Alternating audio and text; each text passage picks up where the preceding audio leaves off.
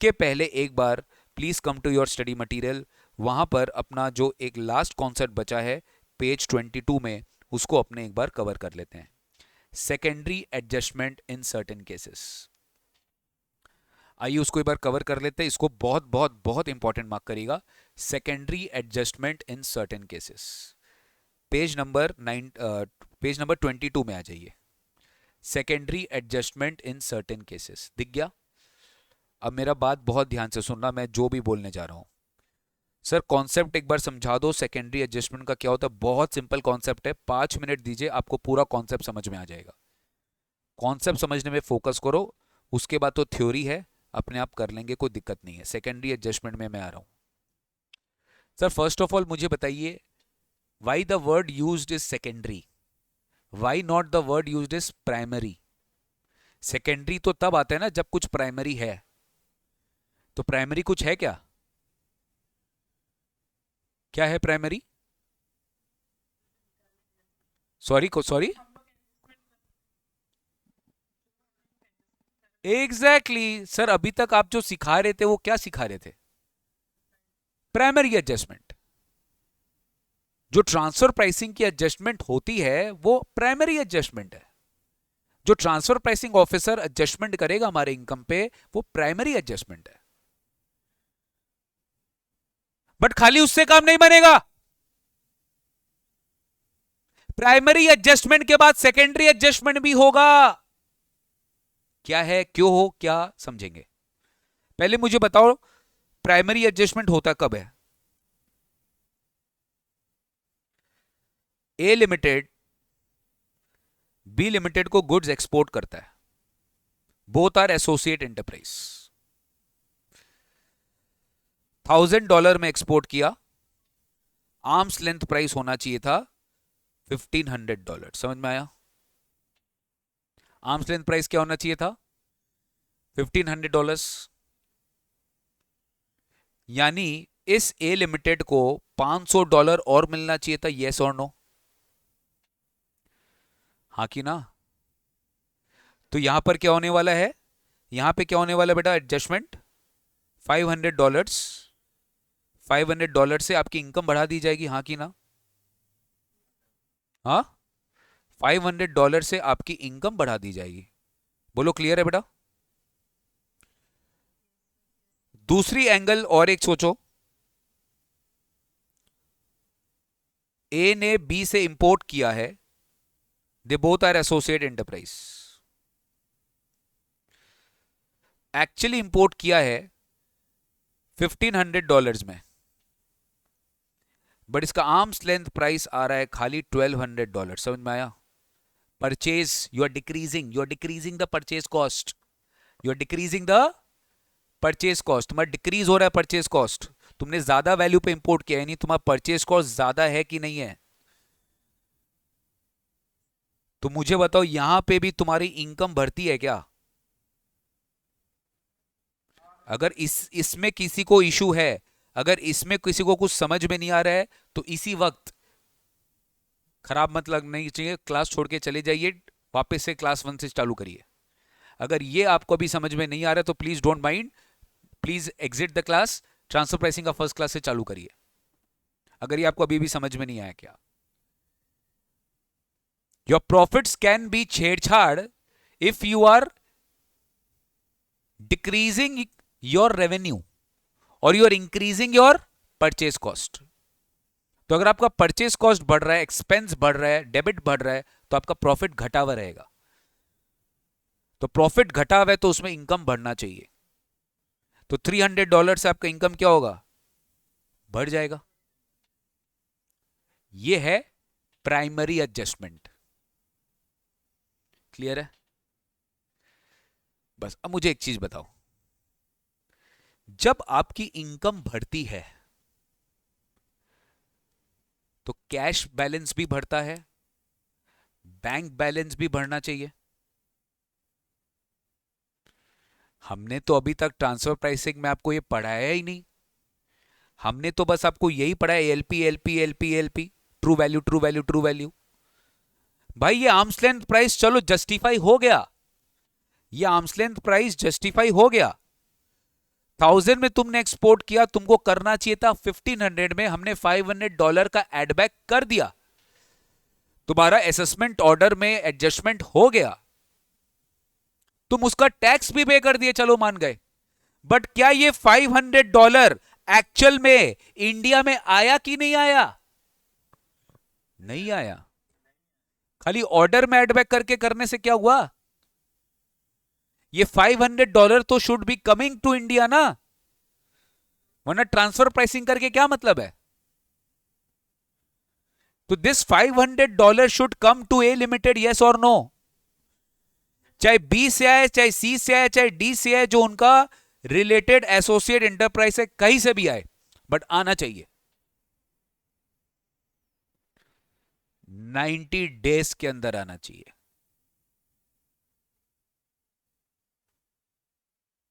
यहां पे भी यही चीज है, हमने परचेज किया 1500 में, जबकि इसका आर्म्स लेंथ 1200 है, तो कहीं ना कहीं मेरा $300 से इनकम बढ़ रहा है, तो यहां पे भी $300 ए के पास आना चाहिए, रिसीव होना चाहिए, तब तो whole point of transfer pricing gets over ना। इंडिया में जब तक फॉरेन करेंसी नहीं आएगा जो आना चाहिए तब तो इंडिया लूज कर रहा है। खाली primary adjustment is not the intention. तो गवर्नमेंट ने इंट्रोड्यूस किया concept of secondary adjustment in section 92 CE. अब ये सेकेंडरी एडजस्टमेंट क्या है? सुनो, एकदम सिंपल है।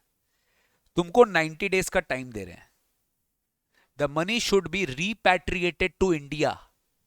जो एक्सपोर्ट किया तुमने कम दाम में, वो पैसा वापस से इंडिया में, वो पैसा वापस इंडिया में आना चाहिए। और अगर नहीं आया तो मान लेंगे कि तुमने अपने एसोसिएट एंटरप्राइज को लोन दे दिया है।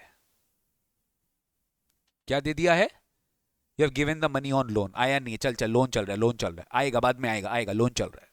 और लोन है तो नोशनल इंटरेस्ट विल अराइज। क्या अराइज होगा? नोशनल इंटरेस्ट इनकम अपने आप तुम्हारे इनकम में सेकेंडरी एडजस्टमेंट के तरह आता रहेगा, आता रहेगा, आता रहेगा, जब तक वो पैसा तुम्हारे पास आ नहीं जाता। It's a deemed loan given to your associate enterprise where a notional interest income will be added back in the subsequent year in the form of secondary adjustment. बस यही है कॉन्सेप्ट। अब ये जो नोशनल इंटरेस्ट है, तो but obvious है interest rate भी नोशनल होगा। कोई एक्चुअल इंटरेस्ट तो लग नहीं रहा है, बट नोशनल होगा। बोलो बोलो बोलो बोलो, क्लियर है?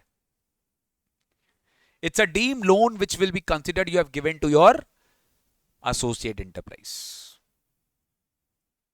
हाँ जरूर, सेकेंडरी एडजस्टमेंट में कुछ कंडीशन है। छोटे छोटे अमाउंट के टीपी एडजस्टमेंट में हम सेकेंडरी एडजस्टमेंट नहीं करेंगे। मान लो 1 करोड़ से ज्यादा नहीं है, 1 करोड़ से तुम्हारा अमाउंट ज्यादा नहीं है, तो गवर्नमेंट सेकेंडरी एडजस्टमेंट नहीं लगाएगा। ठीक है, देयर आर फ्यू केसेस जहां पे तुम्हारा सेकेंडरी एडजस्टमेंट एग्जेम्प्ट है, वो नहीं लगेगा। तो बहुत मस्त क्वेश्चन बन सकता है, वेदर यू आर एसोसिएट और नॉट। दूसरा, व्हाट इज द एएलपी। तीसरा, अगर एएलपी आते ही बेटा समझ लेना सेकेंडरी एडजस्टमेंट भी आएगा। और सेकेंडरी एडजस्टमेंट में क्या है, तुमसे पूछ लेगा कि कब तक तुमको मनी मिल जाना चाहिए, नहीं मिलेगा तो इंटरेस्ट क्या होगा। बहुत मजेदार क्वेश्चन इसका बनता है। Am I clear on this? Basic fundamental चीज आपको समझ में आया? It is deemed to be a loan given to your associate enterprise.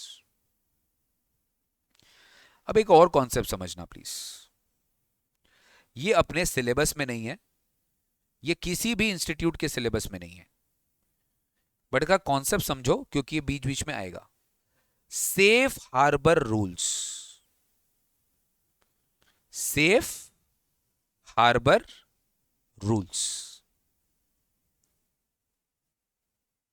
Safe harbour rules मैंने अपने मैट में भी दे के रखा है, but it is not relevant. 92 CB.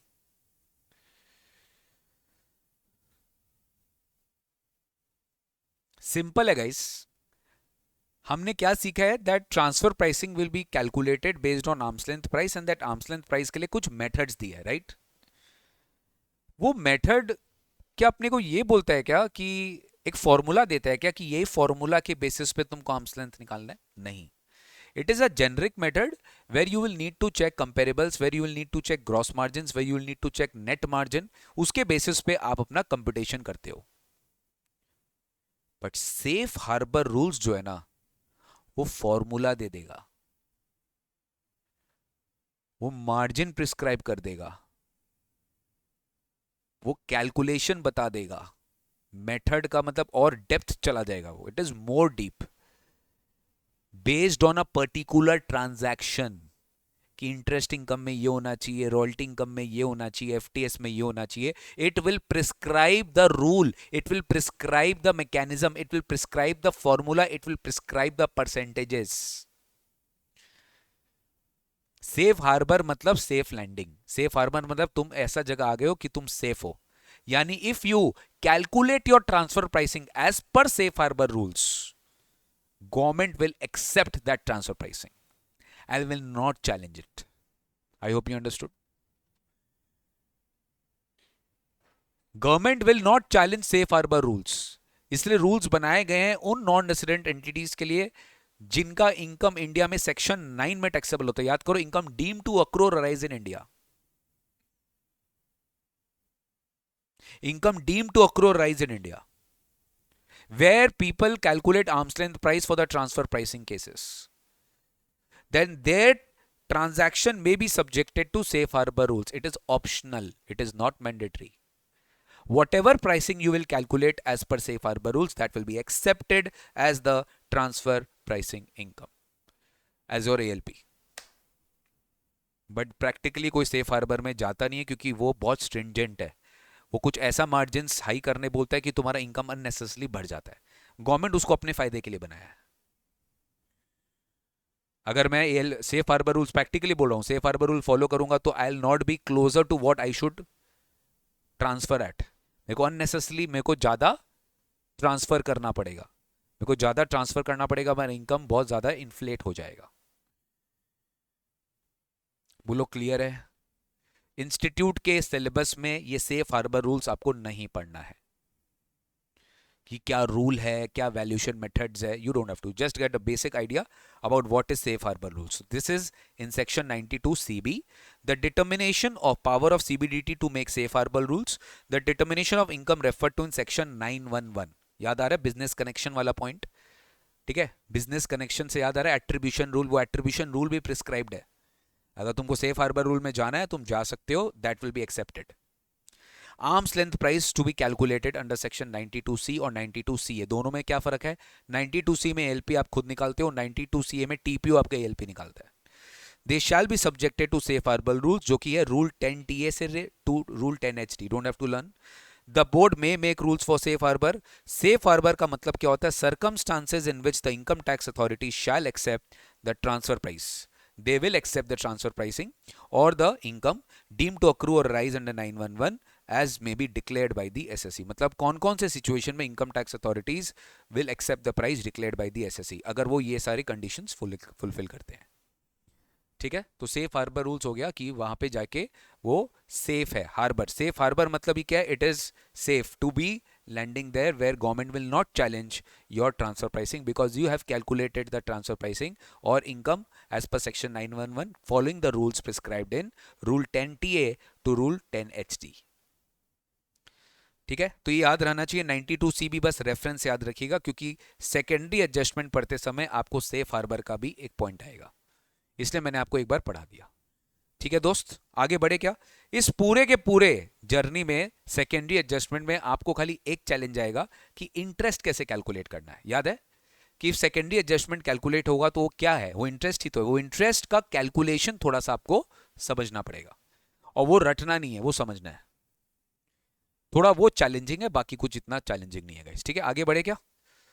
चलिए सर स्टार्ट करते हैं. Secondary adjustment in certain cases. First of all, let's understand the meaning. Primary adjustment, secondary adjustment or excess money. Excess money, I hope you understood. Difference between the actual value and the arm's length value. Difference between the actual value and arms. जैसे मेरे example में वो dollar था ना, $1000 में export किया है, आना चाहिए था 1500, जो डिफरेंस कितना है $500, तो वो $500 क्या है, एक्सेस मनी है, जो इंडिया में वापस से आना चाहिए था, जो इंडिया में आना चाहिए था। तो इसको अपने क्या बोलते हैं, एक्सेस मनी। क्या बोलते हैं, एक्सेस मनी। आइए स्टार्ट करते हैं प्राइमरी एडजस्टमेंट, बहुत सिंपल है। Primary adjustment to a transfer price means what, determination of transfer price in accordance with the arm's length price principle, resulting in increase in your total income or reduction in the total loss. Obviously आपकी income बढ़ रही है या आपकी loss घट रही है of the SSE. So this is the determination of ALP. That is the determination of ALP. इसको अपने क्या बोलते हैं, आर्म्स लेंथ प्राइस बोलते हैं. It is the determination of ALP, इसको अपने आर्म्स लेंथ प्राइस बोलते हैं. दूसरा पॉइंट है सेकेंडरी एडजस्टमेंट. सेकेंडरी नाम से लग रहा है प्राइमरी के बिना सेकेंडरी नहीं हो सकता. ठीक है, प्राइमरी के बिना सेकेंडरी एडजस्टमेंट नहीं होता. सेकेंडरी एडजस्टमेंट क्या होता है, थोड़ा ध्यान देना. Adjustment in the books of accounts. भाई मेरे, तुम अगर टीपी ऑर्डर पास कर दिया, ए ऑर्डर पास कर दिया, वहां पे तुम्हारा इनकम बढ़ गया, वहां पे तुम्हारा इनकम बढ़ गया, बुक्स में भी तो बढ़ना चाहिए. हाँ, कि बुक्स में नहीं बढ़ना चाहिए, बुक्स में भी बढ़ना चाहिए. और बुक्स में इनकम बढ़ा तो पैसा आना भी तो चाहिए, कि बस इनकम बढ़ के डेटर्स खड़ा रहेगा. मटीरियलाइज होना चाहिए, नहीं तो लोन मान लेंगे और इंटरेस्ट इनकम डिम्ड करते रहेंगे. अंडरस्टूड. तो बहुत अच्छा डेफिनेशन है. It means an adjustment in the books of accounts of the SSC. Books में एडजस्ट होना चाहिए. एंड इट्स एसोसिएट एंटरप्राइज, मतलब मेरे और मेरे एसोसिएट एंटरप्राइज के बुक्स में एडजस्टमेंट होना चाहिए to reflect that the actual allocation of profits between the SSE and its associate enterprises are consistent with the transfer price determined as a result of primary adjustment. मतलब जो भी transfer price determine हुए as per primary adjustment, वो मेरे books of accounts, मेरे और मेरे associate enterprise के बुक्स ऑफ अकाउंट्स में भी रिफ्लेक्ट कर रहा है. Again read it. Adjustment in the books of accounts of the SSE and its associate enterprise to reflect the actual allocation of profits. Profit सही तरीके से कैलकुलेट कब होगा, जब मैंने $1000 में एक्सपोर्ट किया और आपने ALP $1500 निकाल के रखा है, तो भाई मेरा सेल्स $500 से बढ़ेगा और सामने वाला का परचेज भी $500 से बढ़ेगा. बोलो क्लियर है क्या? दोनों को अपने बुक्स में एडजस्टमेंट करना पड़ेगा. They should both are and its are consistent with the transfer pricing determined as a result of primary adjustment, thereby removing the imbalance between the cash account and the actual profit of the SSE. जो actual profit है और जो उसका cash account है, दोनों में imbalance नहीं होना चाहिए, मतलब दोनों में difference नहीं होना चाहिए. मतलब जो actual profit वो कमाएगा वो receive होना चाहिए. Actual profit should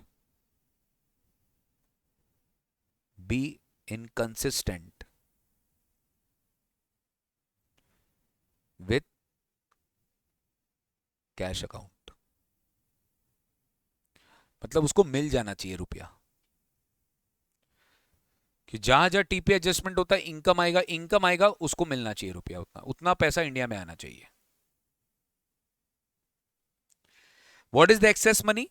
वही एक्सेस मनी डिफरेंस है जितना आएगा. Difference between the ALP determined in the primary adjustment and the price at which the transaction has actually been taken place. तो ALP याद करो, ALP billing value minus actual transfer price at which transaction took place, at which transaction took place. तो ये जो difference है उसको अपने बोलते हैं एक्सेस मनी. एक्सेस मनी जो अभी तक आप निकाल रहे थे ना, इंक्रीज इन टोटल इनकम, वो ये आपका एक्सेस मनी. अब ये देखो 92C सबसेक्शन 1 बोलता है when will you make this secondary adjustment. ठीक है, ऑब्जेक्टिव मतलब MCQ में आई मीन डायरेक्ट थ्योरी भी पूछा जा सकता है इसका. When is the SSE required to make secondary adjustments? ध्यान से. अब बेटा आपको पता है बेसिकली कि हाँ प्राइमरी एडजस्टमेंट में होता है, बट कौन कौन से सिचुएशन में प्राइमरी एडजस्टमेंट आता है सोचो. कौन कौन से सिचुएशन में प्राइमरी एडजस्टमेंट आता है? Where a primary adjustment to transfer price, यहाँ पे इंपॉर्टेंट वर्ड है primary adjustment, to the transfer price has been made suo motu by the SSC. काफी बार एसएससी लोग खुद क्या करता है, दे नो कि इसमें ट्रांसफर प्राइसिंग इशू आएगा, दे नो कि टीपीओ इसका केस सेलेक्ट करेगा, उनको भी पता है कि उन्होंने जब ट्रांजैक्शन किया था उन्होंने आर्म्स लेंथ में नहीं किया था, वो खुद से वॉलंटरी क्या करते हैं, उसका आर्म्स लेंथ निकालते हैं, जो भी डिफरेंशियल प्राइस आता है उसका income automatically they will add back in the return of income and they will voluntary conclude that this is the adjustment as per the SSC himself. तो ट्रांसफर प्राइसिंग एडजस्टमेंट खुद ही क्या करते हैं, make कर देते हैं। तो वो जो टीपी एडजस्टमेंट करेंगे वो भी उनको इंडिया में लेकर आना पड़ता है, वहां पे भी सेकेंडरी एडजस्टमेंट होगा obviously when it is done by the SSC himself in the return, और when it is made by the AO has been accepted by the assessee. ये थोड़ा ध्यान देंगे आप, टीपी ऑर्डर पास हुआ, listen to me carefully, adjustment हुआ, आप appeal में चले गए, आप कभी भी सेकेंडरी एडजस्टमेंट करोगे? ऑब्वियसली अभी नहीं करोगे जब तक जीतोगे, लेकिन आपका डीम्ड लोन चलता रहेगा, आपका डीम्ड लोन चलता रहेगा, आपका डीम्ड लोन चलता रहेगा, और आप पे जो इंटरेस्ट इनकम का कैलकुलेशन है वो होता रहेगा unless and until the stay order has been granted by the ITAT. हमने सेक्शन 254 में पढ़ा था कि आईटीएटी स्टे दे सकता है, आईटीएटी स्टे दे सकता है। तो where a primary adjustment to transfer pricing made by the AO has been accepted by the assessee, ये एकदम क्लियर है बेटा। अगर लिटिगेशन में चल रहा है तो सेकेंडरी एडजस्टमेंट नहीं होगा, जब हमने एक्सेप्ट कर लिया तो सेकेंडरी एडजस्टमेंट होगा। दूसरी बात कुछ याद आ रही है आपको? एपीएस, एपीएस याद आ रही है? Advanced pricing agreement, advanced pricing agreement, listen to me carefully. आपका एएलपी एएलपी मेथड जो है, एएलपी वैल्यूएशन जो है वो एपीएस के accordingly you have set with the central government, but उसके वजह से भी जब ऑडिट हुई, जब रिपोर्ट हुई, याद है ना कंप्लायंस ऑडिट एवरी ईयर किया जाता है once you enter into ALP, I mean APA, उसमें भी ये पता चला कि तुम्हारा कोई एडजस्टमेंट होगा क्योंकि तुमने जो एक्चुअल ट्रांसफर किया है प्राइस में वो तुम्हारे एएलपी एज पर एपीए के हिसाब से नहीं है, तो वो भी तुम्हारा जो एडजस्टमेंट किया जाएगा एज पर द एपीए उसमें भी तुम्हारा सेकेंडरी एडजस्टमेंट होगा, उसमें भी तुम्हारा सेकेंडरी एडजस्टमेंट होगा। तो पहला क्या है? Voluntary declared by the assessee, दूसरा accepted by the assessee and it is issue and it is basically made by the assessing officer. तीसरा, it is determined by the APS, entered into by the SSC under 92 CC on or after 1st April 2017। ये 2017 के बाद से applicable हुआ था। दूसरा याद करो, safe harbour rules. Safe harbour rules में भी अभी अभी हमने पढ़ा कि सेफ हार्बर रूल्स के वजह से भी मान लो अगर तुम्हारा कोई प्राइमरी एडजस्टमेंट आ रहा है, ठीक है, तुम्हारा कोई प्राइमरी एडजस्टमेंट आ रहा है तो वहां पे भी तुम्हारा सेकेंडरी एडजस्टमेंट एप्लीकेबल होगा। Last but not the least, sir याद है डीटीडबलए, income tax double taxation avoidance agreement, ठीक है, income tax double taxation avoidance agreement. मान लो इंडिया और किसी दूसरे कंट्री के साथ, इंडिया कनाडा का मान लो ट्रीटी है, इंडिया कनाडा का मान लो ट्रीटी है, हर ट्रीटी में मैप होता है, मैप, मैप मतलब mutual agreement procedure, mutual agreement procedure, जहां पे केस टू केस बेसिस पे सरकारें आपस में अग्री करती है कि वो किसी पर्टिकुलर ट्रांजैक्शन के लिए अपना म्यूचुअली अग्रीमेंट कर सकती है, म्यूचुअली अग्रीमेंट कर सकती है कि डबल टैक्सेशन नहीं लगे एक पर्टिकुलर इनकम पर। तो यहां यह बोला जा रहा है कि मान लो किसी म्यूचुअल अग्रीमेंट प्रोसीजर के वजह से अगर मान लो कोई भी प्राइमरी एडजस्टमेंट हो रहा है, मान लो किसी भी एक कंट्री में इनकम एसेस किया जा रहा है by the way of ALP adjustment because of any mutual agreement procedure जो कि ट्रीटीज के हिसाब से होता है, तो इन दैट सिचुएशन वो primary adjustment which is coming because of the mutual agreement procedure which is decided under an agreement made between the countries, agreement under section 90 और 90A, तो वहां पर जो प्राइमरी एडजस्टमेंट उस वजह से आ रहा है वहां पे भी सेकेंडरी एडजस्टमेंट होगा। क्या लिखा है? Where primary adjustment is arising as a result of a resolution of an assessment by way of mutual agreement. मान लो कहीं पे कोई केस आपका फंस गया, म्यूचुअली दोनों कंट्री आपस में असेसमेंट में डिसाइड कर लिए कि इनका इतना ट्रांसफर प्राइसिंग बढ़ा दो, तो इनका जो है अपने आप जो है इनकम उससे कंट्री में टैक्सेबल हो जाएगा। तो इन दैट सिचुएशन यहां पर भी तुम्हारा सेकेंडरी एडजस्टमेंट आ जाएगा, where it is under an agreement referred to in treaty. तो सर यहां पर 5 सिचुएशंस होते हैं जहां पे 5 वजह से अगर प्राइमरी एडजस्टमेंट होगा तो सेकेंडरी एडजस्टमेंट होगा। Number 1, accepted suo motu in the return of income.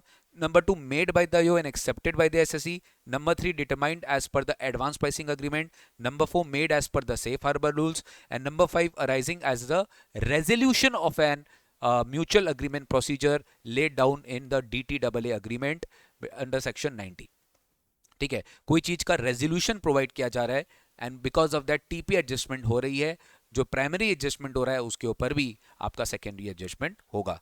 तो ये पांचों सिचुएशन में एसएससी को क्या करना पड़ेगा? सेकेंडरी एडजस्टमेंट करना पड़ेगा। लेकिन ये कब नहीं करना पड़ेगा? If the amount of the adjustment made in the year does not exceed 1 CR। याद रखेंगे, अगर आपका ये एडजस्टमेंट पूरे साल भर में 1 करोड़ से ज्यादा नहीं है, ये एडजस्टमेंट समझते हो, ये डिफरेंस का बात कर रहा है, डिफरेंस समझते हो, actual ALP minus actual transfer pricing, इसका जो डिफरेंस है जो आप इनकम में एड बैक कर रहे हो, अगर वो 1 CR से ज्यादा नहीं है तो आपके ऊपर सेकेंडरी एडजस्टमेंट नहीं होगा। सर ये जो प्रोविजन आया गया था वो आया था AY 16-17 से। कब आया था? AY 16-17 से आया था। उसके पहले अगर प्राइमरी एडजस्टमेंट हो रहा था तो तब भी सेकेंडरी एडजस्टमेंट एप्लीकेबल नहीं था। क्या लिखा है?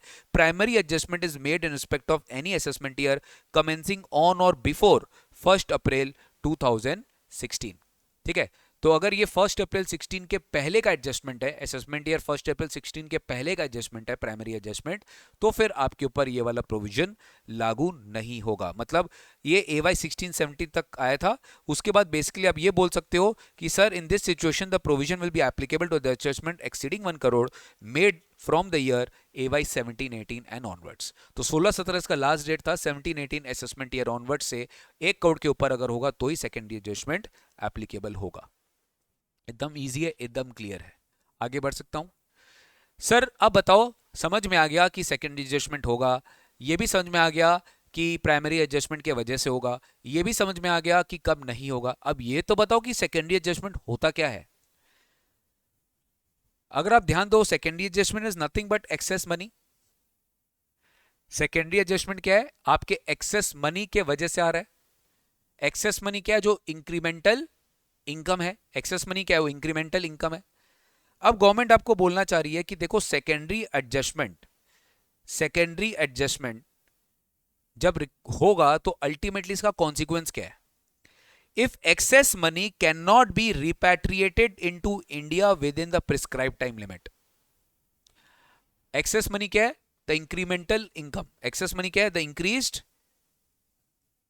Income, right? एक्सेस मनी क्या है? Incremental income. अगर इंक्रीमेंटल इनकम आपके टाइम लिमिट के अंदर में इंडिया में आया नहीं, और वो क्या है बेटा? बेसिकली 90 डेज का टाइम लिमिट है और ये डेट चेंज हो सकता है, वो मैं आपको नीचे बता दूंगा। आप सिंपल समझो मेरा बात। मैं रिटर्न फाइल कर रहा हूं, राइट? रिटर्न फाइल करते समय मैंने खुद से ट्रांसफर प्राइसिंग एडजस्टमेंट्स को वॉलंटरी डिक्लेयर किया, राइट? कर दिया ना, प्राइमरी एडजस्टमेंट हो गया। 90 डेज के अंदर रिसीव करना पड़ेगा वो पैसा इंडिया के बाहर से। कब से? वो 90 डेज कब से कैलकुलेट होगा?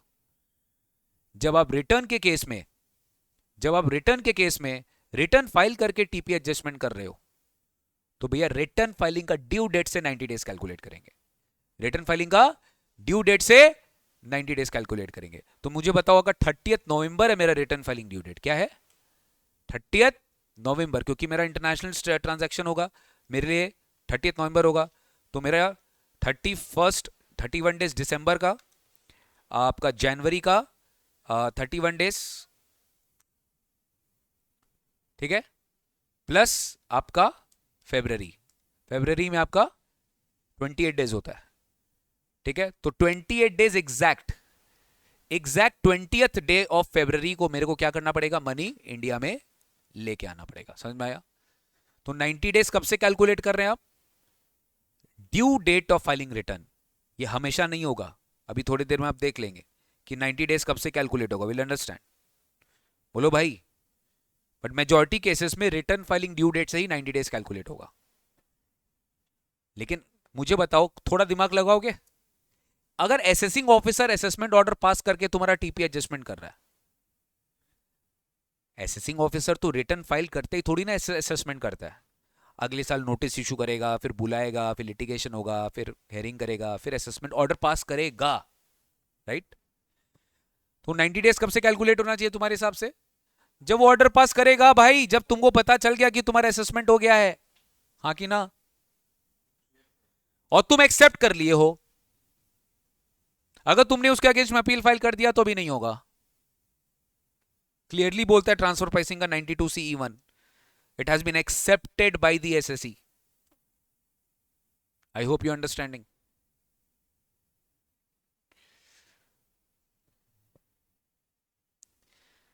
तो चलते हैं बेटा, without wasting any time. 90 days इसका टाइम लिमिट है, याद रखिएगा। Where as a result of primary adjustment to the transfer price there is an increase in the total income और रिडक्शन इन टोटल लॉस। और प्राइमरी एडजस्टमेंट की वजह से और इनकम इज इंक्रीजिंग और loss is reducing of the excess of the SSC, the excess money or part thereof which is available with its associate enterprise। वो पैसा किसके पास पड़ा है भाई? $1000 में मैंने तुमको एक्सपोर्ट किया, मेरे को करना चाहिए था $1500, तुम्हारे पास $500 मेरा पड़ा है as a loan.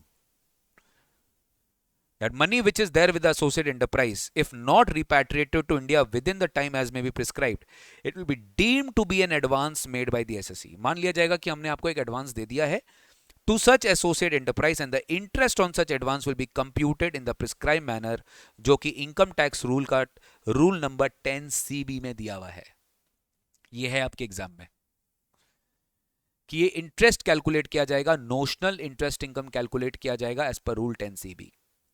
The excess money may be repatriated. The excess money may be repatriated from any of the associate enterprises of the SSC which is not a resident of India। ये बहुत important है। जरूरी नहीं है कि तुमने जिसको export किया था उसी से तुमको मनी मिलेगा, या जिससे तुमने परचेस किया था उसी से तुमको मनी मिलेगा। तुम किसी और तरीके से, किसी और एसोसिएट एंटरप्राइज से भी तुम ये मनी वापस से ले सकते हो। आई होप यू अंडरस्टैंडिंग। जरूरी नहीं कि जिसको तुमने एक्सपोर्ट किया था वहीं से तुमको आना चाहिए। क्या लिखा है? To any of the, from any of the associate enterprise of the assessee which is not a resident in India. मतलब बेसिकली कोई other non resident associate enterprises से भी ये मनी आपको इंडिया में मिल सकती है। Am I clear? एग्जाम में आ जाएगा, what if this money is repatriated from any other non-associate enterprises or any other associate enterprises of this non-resident? Yes, the provision will be still applicable. Clear है guys? Example देखिए, Indian company sell certain products to its associate enterprise for 100 crore. 100 crore में वो product बेचता है। Where as the ALP is 150 crore. जा 50 करोड़ का primary adjustment, 50 crore का primary adjustment. The TPO confirms an upward adjustment of 50, the difference between the selling price and the ALP, which is taxed in the hands of the Indian company. Now, for the purpose of secondary adjustment, it would be deemed that 50 crores is supposed to be received by this company from that foreign company, which will be deemed to be a loan or advance by this Indian company to its associate enterprise. As a consequence, interest would be calculated or imputed on such loan or advance, and the secondary adjustment would be carried out in the hands of the Indian company. हमेशा याद रखिएगा, secondary adjustment मतलब ही क्या? Interest imputed on deemed loan or advance as per rule 10CB। समझ में आया? जो इंटरेस्ट कंप्यूटेड रहेगा ऑन द डीम्ड लोन और advance as per rule 10CB, यही आपका अल्टीमेट जो है इंटरेस्ट रहने वाला है। ठीक है, यही आपका सेकेंडरी एडजस्टमेंट माना जाएगा। पहले इंटरेस्ट इनकम चेक कर ले, शॉर्ट में बता रहा हूं, ध्यान से सुनेंगे। इंटरेस्ट रेट क्या होगा सर? अगर इंटरनेशनल ट्रांजैक्शन, आईटी मतलब इंटरनेशनल ट्रांजैक्शन, अगर इंडियन करेंसी में हुआ है, अगर इंटरनेशनल ट्रांजैक्शन इंडियन करेंसी में है, मतलब बेसिकली जो एक्सेस मनी है ना, एक्सेस मनी वो रुपया में है। किस में है? रुपया में है।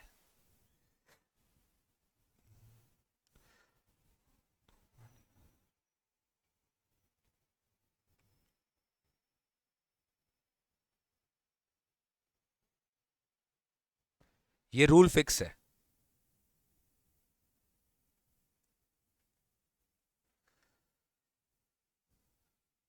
1 ईयर लेंडिंग रेट ऑन 1 अप्रैल, ये हो गया एसबीआई लेंडिंग रेट। ये हो गया स्टेट बैंक ऑफ इंडिया का जो लेंडिंग रेट होगा उस साल का 1 अप्रैल, उस साल का 1 अप्रैल, इंपॉर्टेंट है। जो भी रेट होगा प्लस 3.25%, यानी मान लो अगर रेट 7% है तो प्लस 3.25, 10.25% के बेसिस पे इंटरेस्ट इनकम निकलेगा सर। ये रूल फिक्स है। एसबीआई का लेंडिंग रेट ऑन 1 अप्रैल। लेकिन यही अगर फॉरेन करेंसी में है तो 6 month Libre London interbank offered rate, 6 month Libre, ध्यान देना, on 30 September of previous year. 30 सितंबर मतलब 6 मंथ लिबर, समझ गया? अप्रैल मई जून जुलाई अगस्त सितंबर, इसलिए 6 मंथ लिबर बोल रहे हैं। ये रूल है बेटा। फॉरेन बैंक फ्लक्चुएट करता रहता है, रेट्स कम बेसी होता रहता है, तो आप 6 मंथ एक एवरेज ले लिया, 6 मंथ लिबर रेट। ये 30 सितंबर वाले दिन का जो रेट होगा, ये 30 सितंबर वाले दिन का जो रेट होगा प्लस 3%। तो सोचो अगर 6 मंथ लिबर 6% है तो तुमको डीम्ड इंटरेस्ट इनकम 9% के बेसिस पे कैलकुलेट करना पड़ेगा। ये दिया रहेगा आपके क्वेश्चन में कि 6 मंथ लिबर क्या है, एसबीआई का लैंडिंग रेट क्या है। यहां तो तुमको कंफ्यूज भी कर सकता है, क्लोजिंग डेट का रेट दिया रहेगा बट तुमको ओपनिंग डेट का रेट लेना है। तुमको 6 मंथ लाइबर की जगह 8 month Liber, 10 month Liber, 2 month Liber, ये सब दिया रहेगा, तुमको 6 मंथ का लाइबर लेना है। वहां से 3% ऐड करोगे और केस ऑफ इंडियन करेंसी वहां से 3.25% ऐड करोगे। तो पहले आप ये देखो कि इंटरेस्ट इनकम निकालते कैसे हैं। उसके लिए आपको टाइम लिमिट समझना पड़ेगा कि रिपैट्रिएशन अगर आप 90 डेज के अंदर कर दिए तो नहीं लगेगा ये वाला एडजस्टमेंट। और इंटरेस्ट रेट एप्लीकेबल क्या होगा ऑन दी एक्सेस मनी। तो इंटरेस्ट रेट क्या है देखो, इन case of excess money, access money क्या हुआ, difference between the ALP and the actual price. तो यहाँ पे आईएनआर का अगर ट्रांजैक्शन हो रहा है तो 1 year cost of the fund that is lending rate of SBI on 1 April plus 325 basis points. 325 basis point मतलब 3.25%। ठीक है, वही अगर आपका ट्रांजैक्शन फॉरेन करेंसी में हो रहा है तो 6 month LIBOR on 30 September of the previous year plus 300 basis point मतलब 3%। ठीक है, लग रहा है ना, एक मजा आ रहा है ना कि क्या क्या पिक्यूलियर चीज हम लोग पढ़ रहे हैं। हाँ, एक तो फील गुड फैक्टर नहीं आता है कि ये सब है हमारे देश में। ग्लोबल चले गए अपने, ग्लोबल। मेरे को तो बहुत इंटरेस्टिंग लगता है international taxation as compare to domestic taxation, और इसमें स्कोप भी बहुत ज्यादा वाइड है आगे जाके, क्योंकि इसमें ना क्रीम क्राउड रहता है, मतलब जो जो फीस देने वाला है आपको अच्छा, वो इसी में है। इंटरनेशनल कंपनी जो इंटरनेशनल ट्रांजैक्शन करते हैं वो आपको अच्छा फीस देंगे। If you want to practice in future definitely you can have limited clients but those clients which give you good fees. ऐसे बहुत सारे सी ए सी एम एस को जानता हूँ जो प्रैक्टिस करते हैं, उनका सेलेक्टेड 3 या 4 क्लाइंट है, सब लिस्टेड कंपनी है, 3 क्लाइंट 4 क्लाइंट ही है बस। उसी में वो इतने पस्त रहते हैं उनको कोई क्लाइंट ही नहीं चाहिए, बिकॉज वो क्लाइंट का सारा काम करते हैं, वो क्लाइंट का फेथ है उनका, वो क्लाइंट का ऐसा ऐसा काम करते हैं कि भाई एक फीस उनका पूरा साल का इनकम है, एक फीस उनका पूरा साल का इनकम है, मोटा रुपया मिलता है उनको। तो यू डिसाइड, सब लोग टैक्स ऑडिट चला रहा है, 20,000 रुपया भी नहीं मिलता टैक्स ऑडिट करके, पता है तुमको? मैं रियलिटी बता रहा हूं तुमको। 20,000 रुपये नहीं मिलता टैक्स ऑडिट करके। 20, 25, 30, 40, 50, उससे ज्यादा क्या मिल जाएगा? 50,000 अपसाइड, अपसाइड। टैक्स ऑडिट दो, टैक्स ऑडिट दो, टैक्स ऑडिट। अरे भाई और भी अच्छे अच्छे काम है इंटरनेशनल टैक्स में, इनकम टैक्स में, उसमें करो ना। मैंने तो अपने वीडियो में भी बोला है, आप देखना यूट्यूब पे, CMS can't do tax audit. क्या कर लोगे टैक्स ऑडिट करके भाई? 30-40 हज़ार का मगजमारी कर रहे हो। जितना एफर्ट देना पड़ता है उतना 30,000 वर्थ नहीं है। तुम कंसल्टेंसी में जाओ, एडवाइजरी में जाओ, लिटिगेशन में जाओ, ये सब में है मोटा फीस। सीए को करने दो टैक्स ऑडिट। सीए जो काम कर रहा है तुम उसको फर्दर गवर्नमेंट के सामने रिप्रेजेंट करो। उसमें तो कोई रोक टोक नहीं है कि सीएमए नहीं कर सकते हैं काम। फंसोगे तो सीएमए के पास आना, वरना let CA handle. I am not making any disrepute to the profession, मजाक कर रहा हूं। मैं सीएमए स्टूडेंट्स के लिए अभी बात कर रहा हूं, ठीक है? सीए अगर कोई कोर्स देख रहा है प्लीज, मैं तुम्हारे लिए, मैं भी सी हूँ भैया, मैं भी अपने प्रोफेशन को रिस्पेक्ट करता हूँ, लेकिन अभी जो इतना मार्केट में चल रहा है कि सर टैक्स ऑडिट हमें नहीं मिला, अरे कोई इशू नहीं है ना भाई, that's not the end of the life. तुम कितना काम है जो तुम खुद कर सकते हो, और करो ना। तुम काम कौन मना कर रहा है? You do tax audit. Last में सर्टिफिकेट अपना सीए का बंधु बना लो, वो साइन कर देगा, बस हो गया। बंधु बना लो सीए को, फ्रेंड बना लो। I know so many CAs जो टैक्स ऑडिट साइन करते हैं, वे they have good relationship with the adviser, वो भी एक बार चेक कर लेते हैं और फिर साइन कर देते हैं। क्योंकि आपको पता है एक number of audits as per IC है कि आप इतना नंबर ऑफ ऑडिट्स नहीं कर सकते, आई थिंक इट इज 60। आप 60 टैक्स ऑडिट से ज्यादा एक सीए नहीं कर सकता। तो सबका सब ऑडिट तुमको लगता है वो खुद करता है? कुछ ऑडिट्स होते हैं जो किसी और के थ्रू आते हैं, वो साइन कर देते हैं बस। तो सीए में बोले नहीं नहीं, जब तक हम साइन नहीं करेंगे ना, हमारा प्रेस्टीज में नहीं लगेगा। 6 साल घिसाए इसी के लिए, इतना रगड़ रहे हैं अपने आप को। तो ये सब देखिए, ये सब बॉटल नेक्स है, ये सब से आपको बाहर आना पड़ेगा। No one is stopping to do tax audit, खाली साइन नहीं कर सकते आप। क्या इशू है यार? जीएसटी में तो आज भी देखो यही है, क्लाइंट ही अल्टीमेटली साइन करता है। आई hope you know GST and 9C, self certified reconciliation statement. But काम क्या सीएमए नहीं करता है? सेम चीज इनकम टैक्स में भी होता है। सीएमए टैक्स ऑडिट करेगा इनकम टैक्स, और उसका क्लाइंट का जो स्टैट ऑडिटर है वो स्टैट ऑडिट जो करता है वो साइन भी कर देगा। वो अलग बात है, वो अलग बात है। ये मैं मानता हूं कि जनरली जब कोई स्टैट ऑडिट हो रहा है तो स्टैट ऑडिटर ही टैक्स ऑडिट कर देता है, ये जनरल प्रैक्टिस है। क्योंकि अगर मैं ऑडिट कर रहा हूं, उसका स्टैट ऑडिट कर रहा हूं, तो 99% मेरे को उसका बुक्स का पूरा नॉलेज है, तो मेरे को टैक्स ऑडिट करने में ज्यादा एफर्ट नहीं आएगा। बट अगर मैं उसका स्टैट ऑडिट नहीं कर रहा हूं, मैं खाली कॉस्ट ऑडिट कर रहा हूं, definitely tax audit is a detailed exercise. Please try to understand. जो फैक्ट है फैक्ट है, मैं किसी प्रोफेशन के अगेंस्ट में नहीं हूं।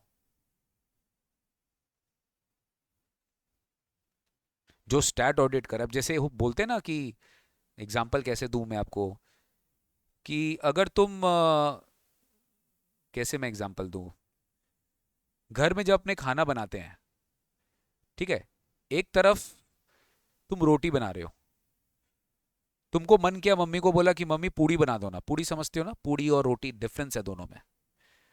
तो रोटी बन रहा है तो पूड़ी भी बन जाएगा। अब तुम अचानक से बोलेगा मम्मी छोला भटूरा भी चाहिए, वो कैसे बनेगा यार? उसके लिए अलग सेट ऑफ एक्सरसाइज है, वो पूरा अलग सेट है, पूरा अलग डिफरेंट पैटर्न है वो, दोनों बहुत डिफरेंट है। तो तुम कॉस्ट ऑडिट करते हो एक एंगल से करते हो, उसमें टैक्स ऑडिट नहीं घुस सकता है। हाँ, टैक्स ऑडिट के लिए तुमको एक सेपरेट डिटेल्ड एक्सरसाइज करना पड़ेगा। बट जो स्टैट ऑडिट करते हैं उनको तुम्हारा पूरा बुक्स का नॉलेज है, उन्होंने already book book point of view से तुम्हारा पूरा अच्छे से PL balance sheet go through कर लिया है, टैक्स ऑडिट करने के लिए उनको ज़्यादा डिफिकल्ट नहीं लगेगा, टाइम बचेगा उनका। हाँ, ऐसे कोई मेरे से पूछे कि सीएमएस को टैक्स ऑडिट मिलना चाहिए, डेफिनेटली मिलना चाहिए। मैं तो कभी भी इसके अगेंस्ट में नहीं रहूँगा। लेकिन मैं आप लोगों को ये सजेशन देता हूँ, आप भी फ्यूचर सीएमए बनने वाले हो, आप अपने यंगस्टर्स को सही सलाह देना, उनको डीमोटिवेट कर मत करना बोल के कि यार टैक्स में तो हमें पावर नहीं है, क्या करोगे पढ़ के। तुम खुद पढ़े हो सिलेबस, तुमने खुद देखा है कि तुम सीए से कम नहीं हो, तुम्हारे लिए भी उतनी इक्वल अपॉर्चुनिटी है जो सीए के पास है। You just have to make your presence felt. अगर तुम्हारा एम्प्लॉयर, अगर तुम्हारा क्लाइंट तुम्हारा वर्थ समझेगा, वो ये नहीं सोचेगा कि तुम सीए है, तुम सीएमए है, वो तुमको कभी भी दो प्रोफेशन के तराजू में नहीं तोलेगा। if you have knowledge, if you have expertise, if you have in-depth knowledge, practical experience, to hell with the fact you are a CA or a CMA or a CS, तू मेरा काम करके दे रहा ना, मेरे को कोई प्रॉब्लम नहीं है। मेरे ऑफिस में हमारा जो एक डिज़ाइनर है, ठीक है, अनिकेत जानता है उनको, he is not very educated, वो ठीक से इंग्लिश भी नहीं बोल पाता है, बट उसकी डिज़ाइनिंग स्किल्स बहुत अच्छी है, वो वीडियो एडिटिंग बहुत अच्छा करता है, पोस्टर्स बहुत अच्छा बनाता है, थंबनेल्स बहुत अच्छा बनाता है। मेरे को वही रिक्वायरमेंट चाहिए, मेरे को उसका इंग्लिश लैंग्वेज से क्या पता है। I know the skills which I want and he has that, so is working along with me. तो तुम्हें ना स्किल्स पे काम करना पड़ेगा, तुम एक्चुअली जिस चीज़ में अच्छा होना चाहते हो उस पर काम करना पड़ेगा, उस पर वर्क करना पड़ेगा। ये सब भूल जाइए, टैक्स ऑडिट मिला नहीं मिला फर्क नहीं पड़ता यार, ये आज से थोड़ी ना है, ये आज से ये आज से थोड़ी ना है ये चीज, ये तो बहुत टाइम से यार, आज तक ऑडिट का पावर नहीं मिला है। तो अभी क्या इनकम टैक्स बिल 2025 चला जाएगा तो तुम लोग को मिल जाएगा क्या? कुछ नहीं मिलने वाला है, मेंटली प्रिपेयर्ड रहो। इससे ये मतलब नहीं है कि आपका टैक्स का लाइफ ओवर हो गया है भाई, कभी से ही नहीं मिला तो क्या सीएमएस टैक्स ऑडिट नहीं करते क्या? मैं जानता हूं, मैं जब ईवाई में काम करता था, मैं जानता हूं, अब जैसे EY is a reputed big four firm, ठीक है, बट ईवाई कभी सर्टिफिकेशन नहीं, काम सर्टिफाई नहीं करता कोई चीज को, ये उनके रिस्क पॉलिसी के अगेंस्ट में है। ईवाई सब काम कर देगा बट वो सर्टिफाई नहीं करेगा, most of the big force का यही है, वो खाली स्टैट ऑडिट करेंगे, स्टैट ऑडिट में उनका पार्टनर साइन करेगा, पार्टनर साइन करेगा which is representing EY, but tax audit वो कभी साइन नहीं करेंगे, या रिपोर्ट्स कभी साइन नहीं करेंगे। कौन करता है? उनका एक नेटवर्किंग, बहुत सारे सीएज होते हैं, तो क्लाइंट को हम लोग बोल देते हैं कि हाँ आप इन सीए से करवा लो, ये 1000, 1500, 2000 लेगा, क्योंकि ईवाई का काम है तो वो ले लेगा, कम लेगा। ईवाई का काम नहीं होता तो वो ज़्यादा लेता, क्योंकि उसको भी चेक करना पड़ता। यहाँ पे ईवाई से अगर कुछ मटेरियल जा रहा है तो आग बंद करके सर्टिफाई कर सकता है। तो होता था वो चीज़, आज भी होता है। तो क्या बंद हो जाएगा क्या ये प्रथा? कभी बंद नहीं होगा। वैसे सेक्रेटरियल कंप्लायंस में भी ऐसे ही होता है सीएस के केस में, सारा सर्टिफिकेशन सीएस अगर करते हैं कंपनी सेक्रेटरी, तो सब लोग थोड़ी ना सब कुछ कर सकता है। तो पे सीएस भी बहुत जगह सर्टिफिकेशन करते हैं जहाँ पे कंपनी सेक्रेटरियल का कुछ कंप्लायंस रिक्वायर्ड होता है। तो अल्टीमेटली मेरा तो यही पॉइंट है, आपको काम आना चाहिए। और देर आर, मतलब टैक्स में तो मेरे हिसाब से सबसे कम रेवेन्यू जनरेटिंग वर्क अगर है, that is tax audit. Tax audit is very low generating. अगर आप 10-15,000 के लिए लड़ना चाहते तो आप लड़िए। हाँ Aniket, you are speaking something.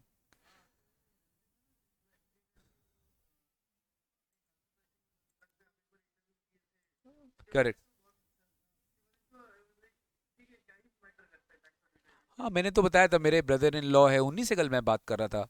He is into transfer pricing, उनको 10-12 ईयर्स का एक्सपीरियंस हो गया है पीडब्ल्यूसी में, वो सारे बिग फोर में काम कर चुके हैं। He is not a C A, is not a C S, is not a C M ए।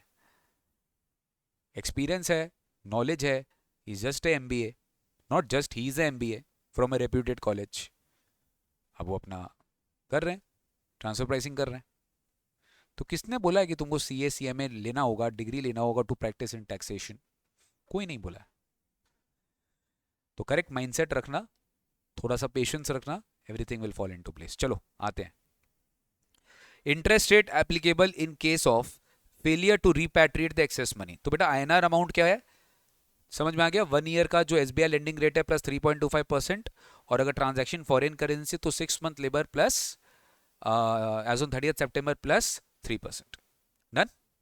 चलिए अब अपने time limit for repatriation check कर लेते हैं सर कि आपको 90 डेज कब से मिलेगा।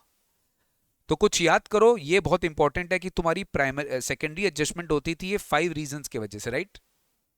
सेकेंडरी एडजस्टमेंट होती थी 5 रीजंस की वजह से। तो फर्स्ट रीजन क्या था, suo motu primary adjustment has been made by the assessee in the return of income. तो फर्स्ट सिचुएशन देखो यही है, where the primary adjustment has been made suo motu by the SSC in his return of income। खुद से मैंने अपने SSC ने अपने रिटर्न में उसको वॉलेंटरी डिस्क्लोज किया है, वॉलेंटरी डिस्क्लोज किया है खुद से रिटर्न में।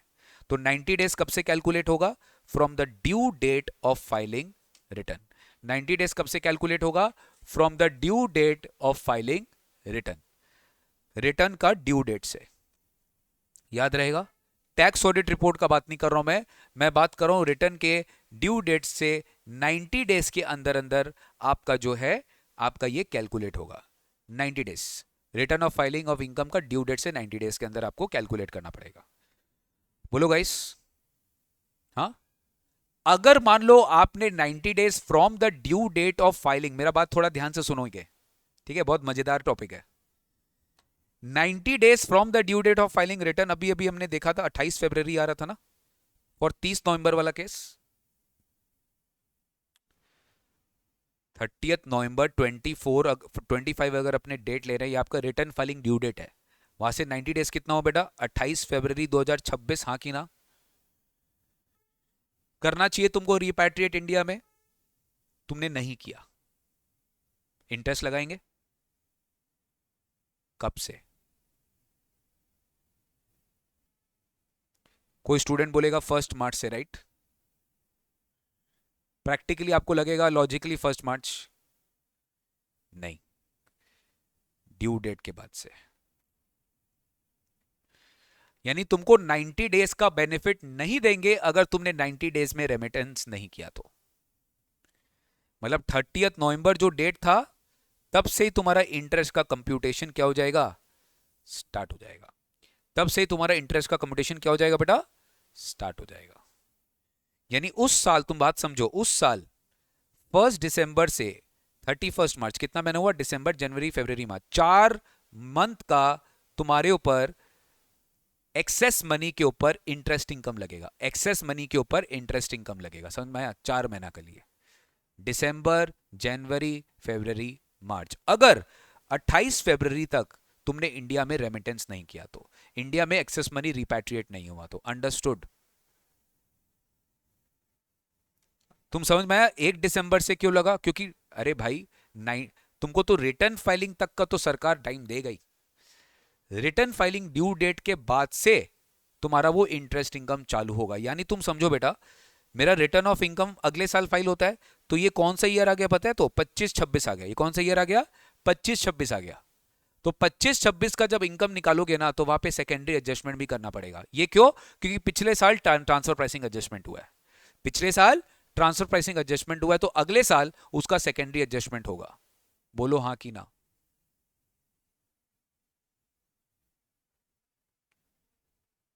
क्लियर है गाइस। ये बहुत इंपॉर्टेंट डिस्कशन चल रहा है, मुझे एकदम 100% अटेंशन चाहिए। पद्मला आपको क्लियर हुआ। तो इंटरेस्ट कंप्यूटेशन भी मैं साथ साथ करा रहा हूं। इंटरेस्ट कंप्यूटेशन कब से स्टार्ट होगा, from the due date only. जहां से 90 डेज का कैलकुलेशन स्टार्ट होता है, वहीं से इंटरेस्ट का भी कैलकुलेशन स्टार्ट होगा। मोस्ट ऑफ द केसेस में यही होगा, जहां से 90 डेज का कैलकुलेशन स्टार्ट हो रहा है बेटा, अगर तुमने 90 डेज के अंदर रिपैट्रिएट नहीं किया तो भैया इंटरेस्ट का कैलकुलेशन भी उसी डेट से स्टार्ट हो जाएगा। सिंपल, इंटरेस्ट का कैलकुलेशन भी उसी डेट से स्टार्ट हो जाएगा, बैक डेट से स्टार्ट हो जाएगा। ठीक है, देखो अब अपने बात करते हैं सर सेकंड वाला रीजन। देखो एक एक करके मैं लाऊंगा। अब सेकंड वाला रीजन क्या था, एओ ने एडजस्टमेंट किया and you have accepted it. तो यहां पे इंपॉर्टेंट इवेंट क्या होने वाला है, ऑर्डर। यहां पे इंपॉर्टेंट इवेंट क्या होने वाला है, ऑर्डर। तो देखो second situation, the primary adjustment is determined in the order of the assessing officer or the appellate authority। अरे समझ में आ रहा है क्या, एओ ने ऑर्डर पास किया, तुम अपील फाइल कर दिए एपेलेट अथॉरिटी के सामने, एपेलेट अथॉरिटी ने भी कंफर्म कर दिया, उसने ऑर्डर पास कर दिया, जो भी है, एओ का ऑर्डर हो या एपेलेट अथॉरिटी का ऑर्डर हो, एंड तुमने ऑर्डर को एक्सेप्ट कर लिया। तो मेरा बात ध्यान से सुनोगे, एओ का ऑर्डर आया, कुछ याद है सीआईटी अपील्स के सामने आपको टाइम लिमिट मिला है अपील फाइल करने का 30 डेज, वो 30 डेज का टाइम लिमिट पार हो गया, यानी तुम अपील फाइल नहीं कर रहे हो। समझ में आया?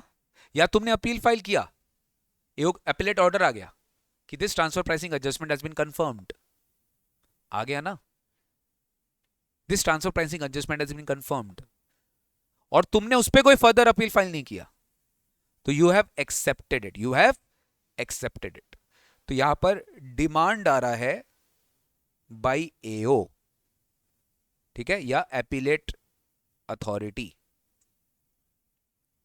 इन्होंने प्राइमरी एडजस्टमेंट किया। तो लॉजिक सी बात है बेटा, ये लोग का जो ऑर्डर डेट होगा वहां से हम 90 डेज कैलकुलेट करेंगे।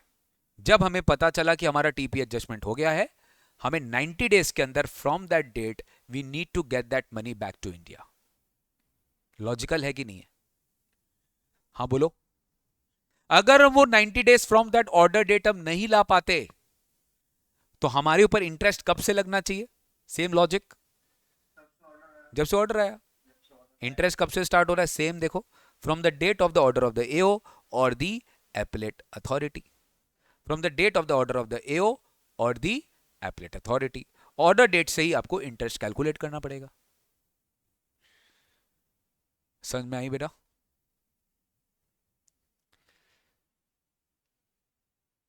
अब ये थोड़ा ध्यान से देखिएगा, अब ये थोड़ा ध्यान से देखिएगा, यहां पर तुम्हारी प्राइमरी एडजस्टमेंट हो रही है एपीएस के वजह से। तुमने एडवांस प्राइसिंग अग्रीमेंट एंटर कर लिया, तुम्हारा एक्चुअल प्राइसिंग उसके हिसाब से हुआ नहीं। अब तुम्हारा एक्चुअल प्राइसिंग अगर उसके हिसाब से हुआ नहीं तो तुमने एडजस्टमेंट किया। Primary adjustment has been determined not as per any order but as per advanced pricing agreement which was binding on the SSC as well as on the department. मैंने आपको बताया था जब जब एपीए होता है, कंप्लायंस ऑडिट होता है, याद आ रहा है? कंप्लायंस ऑडिट होता है कि तुम एपीए के हिसाब से चल रहे हो कि नहीं चल रहे हो, एक डेडिकेटेड रूटीन एक्सरसाइज है। उसमें ही तुम्हें पता चल गया कि तुमने आर्म्स लेंथ प्राइस फॉलो नहीं किया है, तो आपको खुद से ही टीपी एडजस्टमेंट करना पड़ेगा एज पर एपीए। याद करो प्लीज गाइस, थोड़ा ध्यान से समझ रहे हो ना? अब थोड़ा इसमें ना एक टेक्निकल चीज है, बहुत सिंपल है। तुम एपीए जब एंटर करते हो कितने साल तक वैलिड होता है? 5 years, current year plus subsequent 4 assessment years. Correct correct correct. अब ध्यान से सुनना, listen to me very carefully. Sir 1 अप्रैल 24 से लेके 31 मार्च 25, अप्रैल 24, March 25, I repeat, April 24, March 25, ये प्रीवियस ईयर है। Listen to me very carefully, April 24, March 25, ये प्रीवियस ईयर है आपका, ठीक है? आप इसका रिटर्न कब फाइल करोगे? 30 नवंबर 25 को, right? 30 November obviously because international transaction है। आप इसका रिटर्न 30 नवंबर 25 तक फाइल करोगे, ठीक है? जब इस ईयर का हम बात कर रहे हैं, हुआ क्या कि जब हम इस ईयर का अग्रीमेंट, हम इस ईयर में अग्रीमेंट एप्लीकेशन करना स्टार्ट किए थे, ऑब्वियसली होता ना कि अग्रीमेंट टर्म्स फाइनलाइज करना लेट हो गया, लेकिन जब भी वो अग्रीमेंट एप्लीकेबल होगा वो 5 साल के लिए एप्लीकेबल होता है, starting from the current year, starting from the current year. मान लो ये अग्रीमेंट अक्टूबर में जाके फाइनलाइज हुआ। कब हुआ? अक्टूबर में जाके फाइनलाइज हुआ। समझ में आया? ये अग्रीमेंट ऑल्दो अक्टूबर में जाके फाइनलाइज हुआ, बट ये इस पीरियड को भी कवर करता है। ये इस पीरियड को भी कवर करता है। ये 24-25 जिसका अभी रिटर्न फाइल करना बाकी है, ये उस पीरियड को भी कवर करता है। या ये हो सकता था कि ये दिसंबर में आपका एपी एंटर हुआ। एक सिचुएशन में your APA was entered before the due date, और दूसरे सिचुएशन में your APA is entered after the due date. बोलो क्लियर हुआ कि नहीं हुआ? मैं अभी बात कर रहा हूं उस सिचुएशन में जहां पे तुम्हारा एपीए ड्यू डेट तक, जो भी तुम्हारा रिटर्न फाइलिंग ड्यू डेट है, तब तक तुम्हारा एपी एंटर हो चुका था। और वो जो एपी एंटर हुआ बट एक्चुअल में जो तुमने प्राइसिंग की उसमें डिफरेंसेस है, प्राइमरी एडजस्टमेंट आएगा। बहुत बार होता है ना कि हम जो सोचते हैं वो हमें मिलता नहीं है। एपीए में गवर्नमेंट ने कुछ और फाइनलाइज किया, तो हमारा अब कुछ ट्रांसफर प्राइसिंग एडजस्टमेंट तब भी होगा। बट इसमें अब एक चीज ध्यान दे रहे हो, यहां पर जो आपका होगा, this will be till your October due date. This will be your October due date. आप अक्टूबर तक ही एपी एंटर कर लिए या नवंबर तक एपी एंटर कर लिए, नवंबर के बाद नहीं। बोलो मैं am I clear whatever I am trying to say? Before return filing due date आपका एग्रीमेंट हो गया है, और दूसरे सिचुएशन में after return filing due date आपका एग्रीमेंट होगा। बोलो। अब अगर आपकी प्राइमरी एडजस्टमेंट हो गई,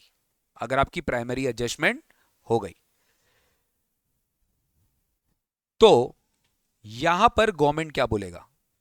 ये एक छोटा सा प्रिंटिंग मिस्टेक हो गया है। यहां पे गवर्नमेंट क्या बोलेगा? फर्स्ट सिचुएशन में थोड़ा प्रिंटिंग मिस्टेक हो गया है, इसको डिलीट करना। ये एक्चुअली ऊपर वाला चीज मैंने बाय मिस्टेक यहां नीचे डाल दिया, क्योंकि यहां पर तो रिटर्न फाइल अभी बाकी है ना दोस्त। याद करो यहां पे क्या बाकी है। अब एक चीज समझना मेरा बात प्लीज, किसने बोला है कि तुम रिटर्न फाइलिंग ड्यू डेट पे करोगे? तुम उसके पहले भी तो कर सकते हो। तुम्हारा 30 नवंबर का डेडलाइन है, बट तुमने 15 नवंबर को रिटर्न फाइल कर दिया। 15 नवंबर को तुमने अपना टीपी एडजस्टमेंट कर दिया होगा, जो एपीए के हिसाब से होना चाहिए था, जो तुम्हारा एक्चुअल हुआ है उसके बीच में जो डिफरेंस है उसका टीपी एडजस्टमेंट, प्राइमरी एडजस्टमेंट तुम कर दिया होगा। कब किया होगा भाई? एक्चुअल डेट ऑफ फाइलिंग, या लिखेंगे 90 days from actual date of filing. थोड़ा ध्यान देना, या ड्यू डेट नहीं होगा, या actual date of filing return होगा। ये तो प्रिंटिंग एरर है, देख लेना। 90 days from the actual date of filing return of income, actual date होगा यहां पे। ऊपर में क्या पढ़े थे? फर्स्ट सिचुएशन में ड्यू डेट पढ़े थे।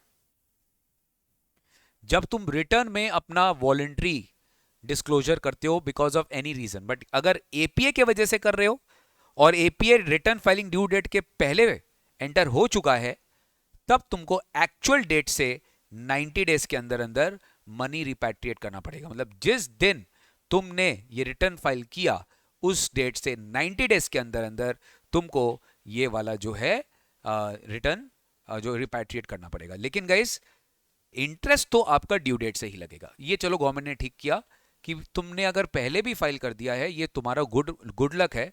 बट अगर तुम रिपैट्रिएट 90 डेज के अंदर नहीं करोगे, तो यहां पर मेरा बात ध्यान से सुनना, तुम्हारा कैलकुलेशन क्या हो रहा है? अगर तुमने अक्टूबर में फाइल कर दिया ना, तो अक्टूबर से 90 डेज रिपैट्रिएशन का टाइम लिमिट है। बट इंटरेस्ट तो हम लगाएंगे कब से? नवंबर से ही लगाएंगे। कब से लगाएंगे? रिटर्न फाइलिंग ड्यू डेट के बाद से लगाएंगे। तो एक बहुत बड़ा इंपॉर्टेंट डिफरेंस है यहीं पर कि यहां पे इंटरेस्ट तो लगेगा ड्यू डेट से, जब तुम्हारा रिटर्न फाइलिंग का ड्यू डेट चला गया है, लेकिन यहां पे रिपैट्रिएशन का जो टाइम लिमिट है वो कैलकुलेट होगा एक्चुअल डेट से। वो कैलकुलेट होगा एक्चुअल डेट से, मतलब पैसा तुमको लेके आना पड़ेगा जिस दिन तुम्हारा रिटर्न फाइल हो गया उस दिन से 90 डेज। और अगर तुम नहीं लाए तो इंटरेस्ट लगाएंगे रिटर्न फाइलिंग ड्यू डेट के बाद से। इसमें और इसमें कोई फर्क नहीं है except the fact that 90 days की जो कैलकुलेशन है या ड्यू डेट से है और या एक्चुअल डेट से है। ठीक है, या ड्यू डेट से है और यहां पर एक्चुअल डेट से है।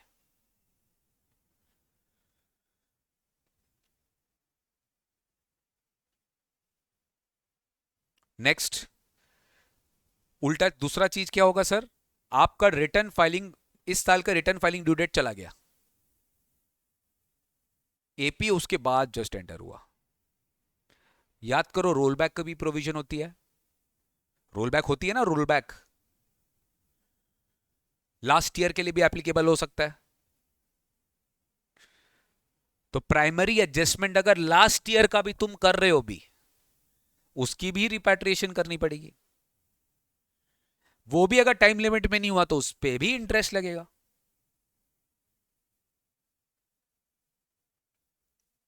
तो यहां पर रिटर्न फाइलिंग का कोई भी पिक्चर एप्लीकेबल ही नहीं होगा। क्यों? The APA is entered after the due date of filing ITR. Return filing का ड्यू डेट चला गया, तुमने नवंबर के बाद दिसंबर जनवरी में तुम्हारा एपीए एंटर हुआ, जिसमें तुम्हारा लास्ट ईयर भी एपीए एप्लीकेबल है एज अ रोल बैक। तो उस साल का अगर कोई भी प्राइमरी एडजस्टमेंट हुआ तो उसको भी 90 डेज के अंदर रिपैट्रिएट करना पड़ेगा। कब से? क्योंकि एपीए के वजह से तुम्हारा वो ट्रांसफर प्राइसिंग एडजस्टमेंट हो रहा है। किसके वजह से हो रहा है? एपीए के वजह से तुम्हारा वो ट्रांसफर प्राइसिंग एडजस्टमेंट हो रहा है। याद करो, रोल बैक होता है तो उसका रिटर्न मॉडिफाई करते हैं, 3 महीने के अंदर अंदर तुम्हें मॉडिफाइड रिटर्न फाइल करनी होती है। याद है सब कुछ? तुम टीपी एडजस्टमेंट डिस्क्लोज करोगे, हाँ की ना? प्राइमरी एडजस्टमेंट आएगा, हाँ की ना? सेकेंडरी एडजस्टमेंट होगा, हाँ की ना? सरकार बोलती है वो सब होगा, लेकिन कब होगा? अगर 90 डेज के अंदर पैसा नहीं लाया तो 90 डेज कब से कैलकुलेट करेंगे? रिटर्न तो चला गया ड्यू डेट। अगर रिटर्न के पहले हो रहा था तो रिटर्न के एक्चुअल डेट से कैलकुलेट कर रहे थे, लेकिन यहां पे तो एपीए एंटर हो रहा है रिटर्न के बाद। तो सरकार बोलती है कोई बात नहीं, जिस मंथ में भी अग्रीमेंट एंटर हुआ ना, उस मंथ के एंड में आ जाइए। उस मंथ के, मान लो जनवरी 15 को एपी एंटर हुआ ड्यू डेट के बाद, तो 31 जनवरी को आ जाइए, वहां से 90 डेज कैलकुलेट करिए, वहां से 90 डेज कैलकुलेट करिए। तो क्या लिखा है?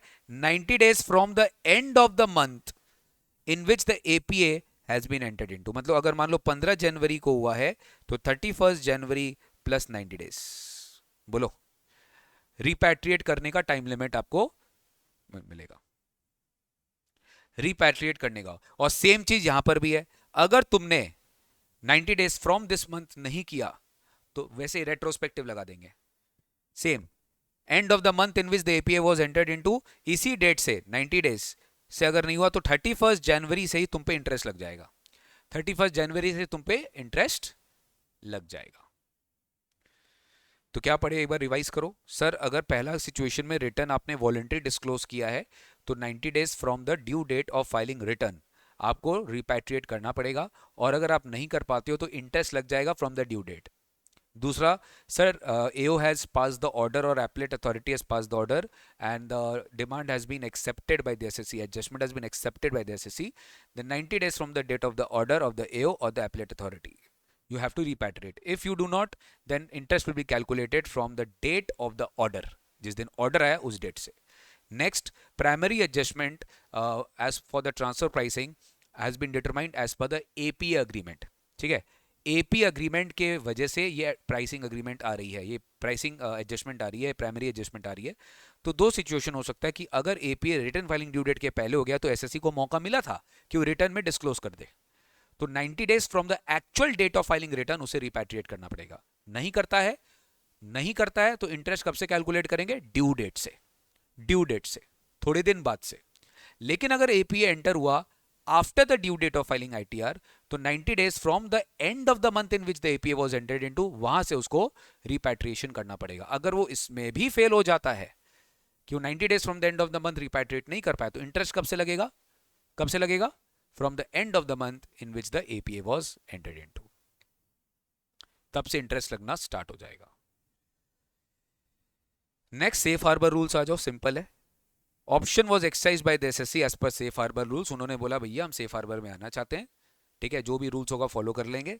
इसके वजह से हमारा जो एक्चुअल प्राइसिंग में जो डिफरेंस आएगा उसका हम प्राइमरी एडजस्टमेंट करने के लिए रेडी है, ठीक है। तो यहां पर क्या हो जाएगा? Same from the date due date of filing return, same चीज होगा। From the due date of filing return, return of income का जो भी आपका ड्यू डेट होगा वहां से 90 डेज के अंदर, कि सेफ हार्बर रूल्स आप जब अप्लाई करते हो, आप रिटर्न फाइल करने के पहले अप्लाई कर देते हो, तो अगेन सेम ड्यू डेट से 90 डेज के अंदर आपको रिपैट्रिएट करना है। नहीं तो आपको इंटरेस्ट कब से कैलकुलेट करना पड़ेगा? जिस दिन से आपका due date of filing return of income आया है। सर बोलो क्लियर है क्या? Last but not the least, MAP, mutual agreement procedure. India का दूसरे कंट्री के साथ ट्रीटी था, उसमें म्यूचुअल अग्रीमेंट प्रोसीजर भी था कि जहां पे हमारा केस फंसता है तो वहां पे assessing officer will basically apply some rules which is given in the treaty, जिसको हम लोग बोलते हैं म्यूचुअल अग्रीमेंट प्रोसीजर, ठीक है। और म्यूचुअल अग्रीमेंट प्रोसीजर के वजह से अगर गाइज मान लो मेरा अगर प्राइमरी एडजस्टमेंट आ रहा है, मान लो मेरा अगर प्राइमरी एडजस्टमेंट आ रहा है, तो यहाँ पे हम लोग 90 डेज किस डेट से अप्लाई करेंगे? 90 days will be given effect from the date of giving effect by the assessing officer to that resolution arrived at under map। मतलब बेसिकली जिस दिन एओ फाइनली अपना वो एडजस्टमेंट करेगा उस दिन से 90 डेज कैलकुलेट किया जाएगा। Again somewhere very close to assessment officer का ऑर्डर। और अगर हमें मान लो रिपैट्रिएशन हम नहीं कर पाते हैं, तो उसी डेट से जिस दिन एओ ने गिव इफेक्ट किया है to this resolution, basically resolution जिस दिन एओ ने अप्रूव किया है उस दिन से 90 डेज, उस दिन से अगर मैंने 90 डेज के अंदर रिपैट्रिएट नहीं किया तो इंटरेस्ट भी मेरा उसी दिन से एप्लीकेबल हो जाएगा। सर इंटरेस्ट भी मेरा उस दिन से एप्लीकेबल हो जाएगा। सर मुझे एक बात बताओ, यहां पे अगर ट्रांजैक्शन फॉरेन करेंसी में हो रही है बट अल्टीमेटली तो तुमको सब कुछ आईएनआर में लाना पड़ेगा, ठीक है। तो मैंने तुमको DTMM भी पढ़ाया था और यहाँ पे भी मैं सेम चीज करा रहा हूँ। तुमको हमेशा फॉरेन एक्सचेंज रेट जो लेना पड़ेगा, तुमको TTBR का रेट लेना पड़ेगा, TTBR का रेट लेना पड़ेगा। जब जब कोई भी फॉरेन करेंसी में एक्सचेंज रेट है तो आपको TTBR में रेट लेना पड़ेगा on the last day of the previous year in which the international transaction was undertaken. ऐसा एक क्वेश्चन हमने सेवियर में भी किया था। 31 मार्च का जो तुम्हारा फॉरेन एक्सचेंज रेट है आपको वो लेकर चलना पड़ेगा फॉर कन्वर्टिंग इनटू INR, ठीक है। तो जहां जहां तुम्हारा फॉरेन करेंसी रेट होगा वहां तुमको क्लोजिंग रेट लेना है, TTBR का रेट। क्या लेना है? TTBR का क्लोजिंग रेट लेना है। सर थोड़ा सा कुछ क्वेश्चन कराइए, क्वेश्चन कराएंगे तो थोड़ा सा क्या है ना सर, हमें क्लैरिटी मिलता है। बिल्कुल सर मैं भी अग्री करता हूं, इसलिए आपके लिए मेहनत करके रखा है इतना टैक्स सेवियर। आइए अपने एक बार दिसंबर 24 में यही से क्वेश्चन आया था जो मैं आपको एक बार अभी दिखाना चाहता हूं। देखो, अच्छा एक पॉइंट और पढ़ा देता हूं, एक पॉइंट और पढ़ा देता हूं क्योंकि वो भी रेलिवेंट होगा। एक पॉइंट और पढ़ा देता हूं, बहुत सिंपल है ये, बस ये लास्ट पॉइंट है। देखो, नहीं लाने वाला मैं इंडिया में पैसा, पॉसिबल नहीं आना, तो इंटरेस्ट इनकम ऐड करते रहेंगे, झमेला रहेगा हर साल इंटरेस्ट इनकम ऐड करते रहेंगे और इसका कोई उपाय नहीं है उपाय। 18% टैक्स देके निकल जाओ, ऑप्शनल स्कीम 18% टैक्स देके निकल जाओ। मतलब प्राइमरी एडजस्टमेंट तो ऐड हो ही रहा है, उस पे तो गवर्नमेंट एड बैक करवा ही रही है। यहां पे गवर्नमेंट बेसिकली तुमको एक स्कीम दे दी कि तुमको हर साल अगर इंटरेस्ट इनकम वाला कॉन्सेप्ट पे नहीं जाना तो we give you an option that you may pay an additional income tax of 18% plus 12% surcharge plus 4% cess। अगर आप ऐसा करते हो तो ये आपका फुल एंड फाइनल पेमेंट माना जाएगा एंड इन दिस सिचुएशन फिर आपके ऊपर कोई रिपैट्रिएशन का प्रोविजंस एप्लीकेबल नहीं होगा, फिर आपके ऊपर कोई रिपैट्रिएशन का प्रोविजन एप्लीकेबल नहीं होगा। तो बहुत सारे लोग ऐसे करते हैं when they know that foreign में उनके पास करेंसी नहीं है देने के लिए, पॉसिबल नहीं है, तो वहां पे फिर 18% टैक्स देना पड़ता है। मतलब टीपी में दिया, उसके बाद सेकेंडरी में भी दिया। समझ में आ रहा है? टीपी एडबैक की वजह से जो डिमांड आया वो तो दिया ही, और सेकेंडरी एडजस्टमेंट में रिपैट्रिएशन से बचने के लिए 18% ऑप्शनल स्कीम में गया।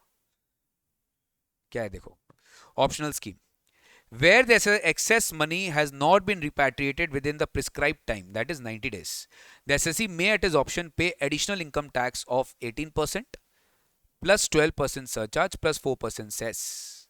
ऑब्वियसली इस एक्सेस मनी पर डिफरेंशियल अमाउंट पे कितना आ रहा है, 18 into 1.12 into 1.04, which is coming to 20.966%। 20.966% आपको टैक्स देना पड़ेगा। किस पे देना पड़ेगा, इंक्रीमेंटल जो आपका एडजस्टमेंट है उस पे 18% आपको टैक्स देना पड़ेगा। The tax so paid by the assessee shall be treated as the final payment of tax in respect of such money not repatriated. जो मनी इंडिया में नहीं आया, this will be treated as the final payment of tax on this particular income. ध्यान रहे, ये जो tax आप payment कर रहे हो इसका कोई क्रेडिट आपको आगे नहीं मिलेगा। जैसे एएमटी का मैट का क्रेडिट मिलता है, इसका कोई क्रेडिट नहीं मिलेगा आपको। And this cannot be taken as a credit by the SSE or by any other person। या मान लो तुम्हारा कोई फॉरेन कंपनी या तुम्हारा कोई सब्सिडरी कंपनी, कोई भी कंपनी, कोई भी एसोसिएट एंटरप्राइज, कोई भी पर्सन इस टैक्स का जो तुम पेमेंट करते हो उसका क्रेडिट नहीं ले सकता, कहीं पे भी माइनस नहीं हो सकता। ये ऑब्वियस सी बात है कि अगर आप ये टैक्स पे करोगे तो इसका कोई डिडक्शन भी आपको नहीं मिलेगा। No deduction shall be allowed to the assessee on the amount on which the tax has been paid. यानी इसका जो टैक्स आपने पे किया है इसका कहीं पे भी आपको डिडक्शन नहीं मिलेगा सर। एंड बट ऑब्वियस है, अगर आप इस एडिशनल इनकम टैक्स को पे कर देते हो तो फिर आपके ऊपर वो इंटरेस्ट का जो एडजस्टमेंट है ना बेटा, वो आपको करने की रिक्वायरमेंट नहीं है, जो अभी तक अपने सीख रहे थे। लेकिन मुझे एक चीज बताओ बेटा, एक चीज बताओ, इंटरेस्ट कब से चालू हो रहा है? 90 डेज का रिपैट्रिएशन का प्रोविजन अगर अपने नहीं कर पा रहे तो इंटरेस्ट तो ड्यू डेट से चालू कर दे रहे आप, रिटर्न फाइलिंग ड्यू डेट से चालू कर दे रहे आप। आई होप यू अंडरस्टैंडिंग। इंटरेस्ट आप ड्यू डेट से चालू कर दे रहे हो, ऑर्डर डेट से चालू कर दे रहे हो। याद आ रहा है, एपीए जिस मंथ एंटर हुआ, अगर due date of filing ITR के बाद हुआ तो जिस मंथ एंड हुआ वहां से चालू कर दे रहे हो आप। अब तो रुक ही नहीं रहे हो इंटरेस्ट पे, राइट? बट हो सकता है मैं टाइम लूंगा थोड़ा टैक्स देने के लिए मैं इतना जल्दी टैक्स नहीं दूंगा। आई hope you understanding. Return file होते ही मैं इतना प्रोएक्टिव नहीं हो सकता कि मैं तुरंत तुरंत 18% टैक्स देके सेकेंडरी एडजस्टमेंट बचा लूं। आई होप यू अंडरस्टैंडिंग। तो सिंपल लॉजिक है ना, सिंपल लॉजिक है। इंटरेस्ट कंप्यूट होता रहेगा जब तक तुम ये 18% टैक्स नहीं दे देते समझो, तुम्हारा ड्यू डेट ऑफ फाइलिंग 30 नवंबर था, 30 नवंबर से तुम्हारा इंटरेस्ट कैलकुलेशन हो रहा है। अगर तुमने 28 फरवरी तक रिपैट्रिएशन नहीं किया, अरे तुम नवंबर के बाद दिसंबर चला गया, जनवरी चला गया, फरवरी चला गया, मार्च चला गया, अप्रैल चला गया, मई चला गया, जून चला गया, जुलाई में 1 जुलाई को तुमने बोला नहीं पेमेंट कर दो भैया, 18% टैक्स का पेमेंट कर दो प्लस सरचार्ज प्लस सेस, तो जून तक तुम्हारा इंटरेस्ट कैलकुलेट होगा। लॉजिकल है? तब तो लोग एक एक साल बाद पे करेंगे और बोले कि इंटरेस्ट से छूट मिल जाएगी मेरे को। शिवानी क्लियर हुआ? मानसी, जेनी, क्वेश्चन करेंगे इसके ऊपर हम। Where the additional tax is paid by the SSE, he shall not be required to make any secondary adjustment and compute interest from the date of the payment of the tax। यानी interest will still be computed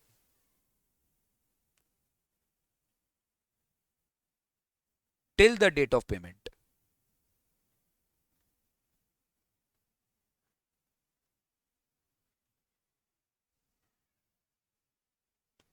payment of tax date तक तो interest लगेगा ही।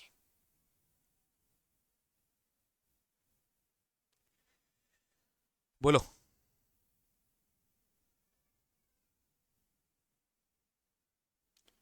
हो गया? अब एक बार question में है,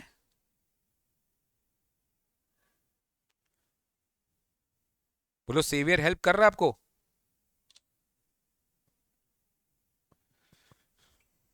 जवाब नहीं आया, सेवियर हेल्प कर रहा है।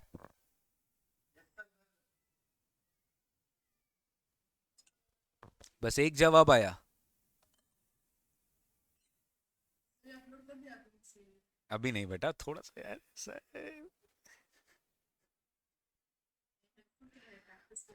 अरे करेंगे भाई करेंगे।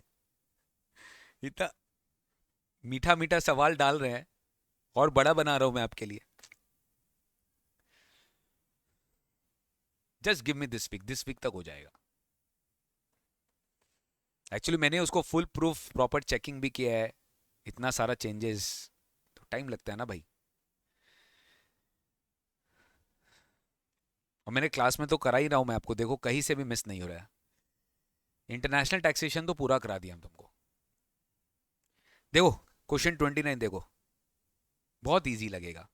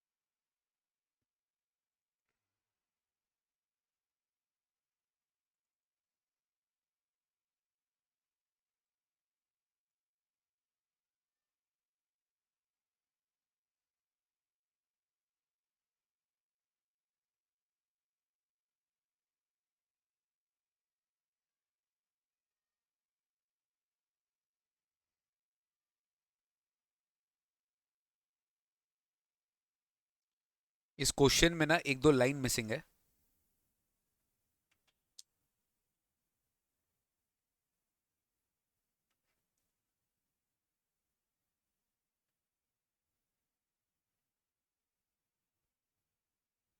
1 year marginal cost of funding, 1 year marginal cost of fund lending rate of SBI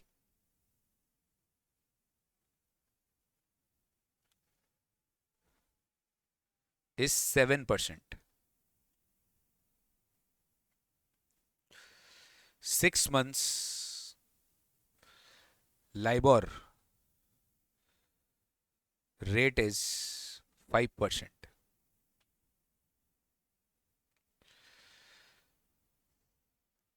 Discuss the tax implications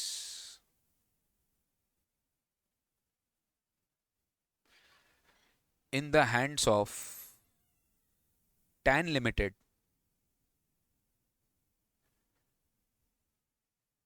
as regards to primary and secondary adjustment.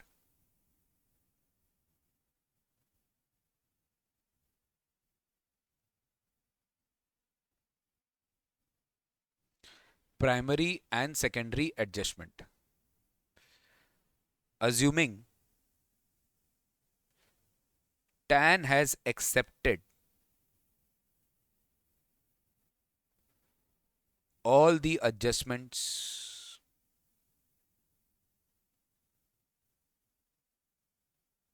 made by AO. TAN has accepted all the adjustments made by AO. Basically मैंने यहां पर आपको जो interest rate आपको लेना है वो आपको दे दिया है। ठीक है, तो आप अब अपना सेकेंडरी एडजस्टमेंट निकाल पाओगे। आपको टैक्स इम्प्लीकेशंस पूछा है टैन लिमिटेड का, प्राइमरी का भी सेकेंडरी का भी, अज्यूमिंग कि टैन ने सारा टीपी एडजस्टमेंट एक्सेप्ट कर लिया। तो ये बेसिक कंडीशन है सेकेंडरी एडजस्टमेंट करने का, ये आपको पता है। तो हो गया क्या?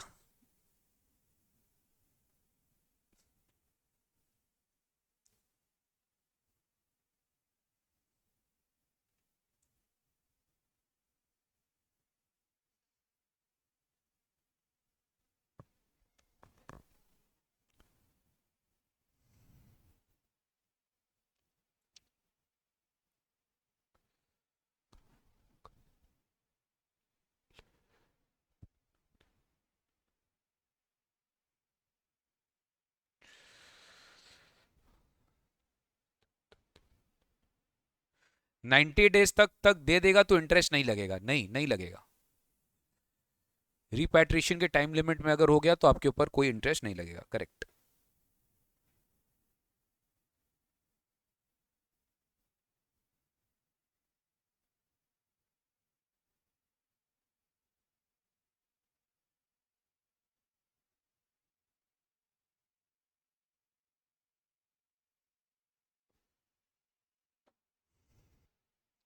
10 an Indian company is a part of multinational group by name Colors Inc. of USA। एक मल्टीनेशनल ग्रुप है कलर इंक, टैन उसका एक पार्ट है। During the current year it entered into various transactions with its group companies।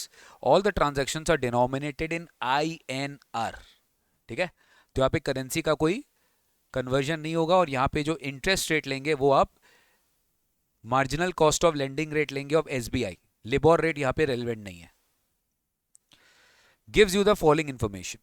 transaction price which is declared by the TAN Limited is 3 crore, 5 crore and 10 crores which it is done with Blue LLC, Pink Inc and Green GmbH। ये सारे उसके associate enterprises है। Transaction price computed by the TPO is 3.5 crore. ठीक है, तो यहां पर क्या हो गया, 0.5 करोड़ का मेरा डिफरेंस है, 0.5 करोड़ का मेरा डिफरेंस है।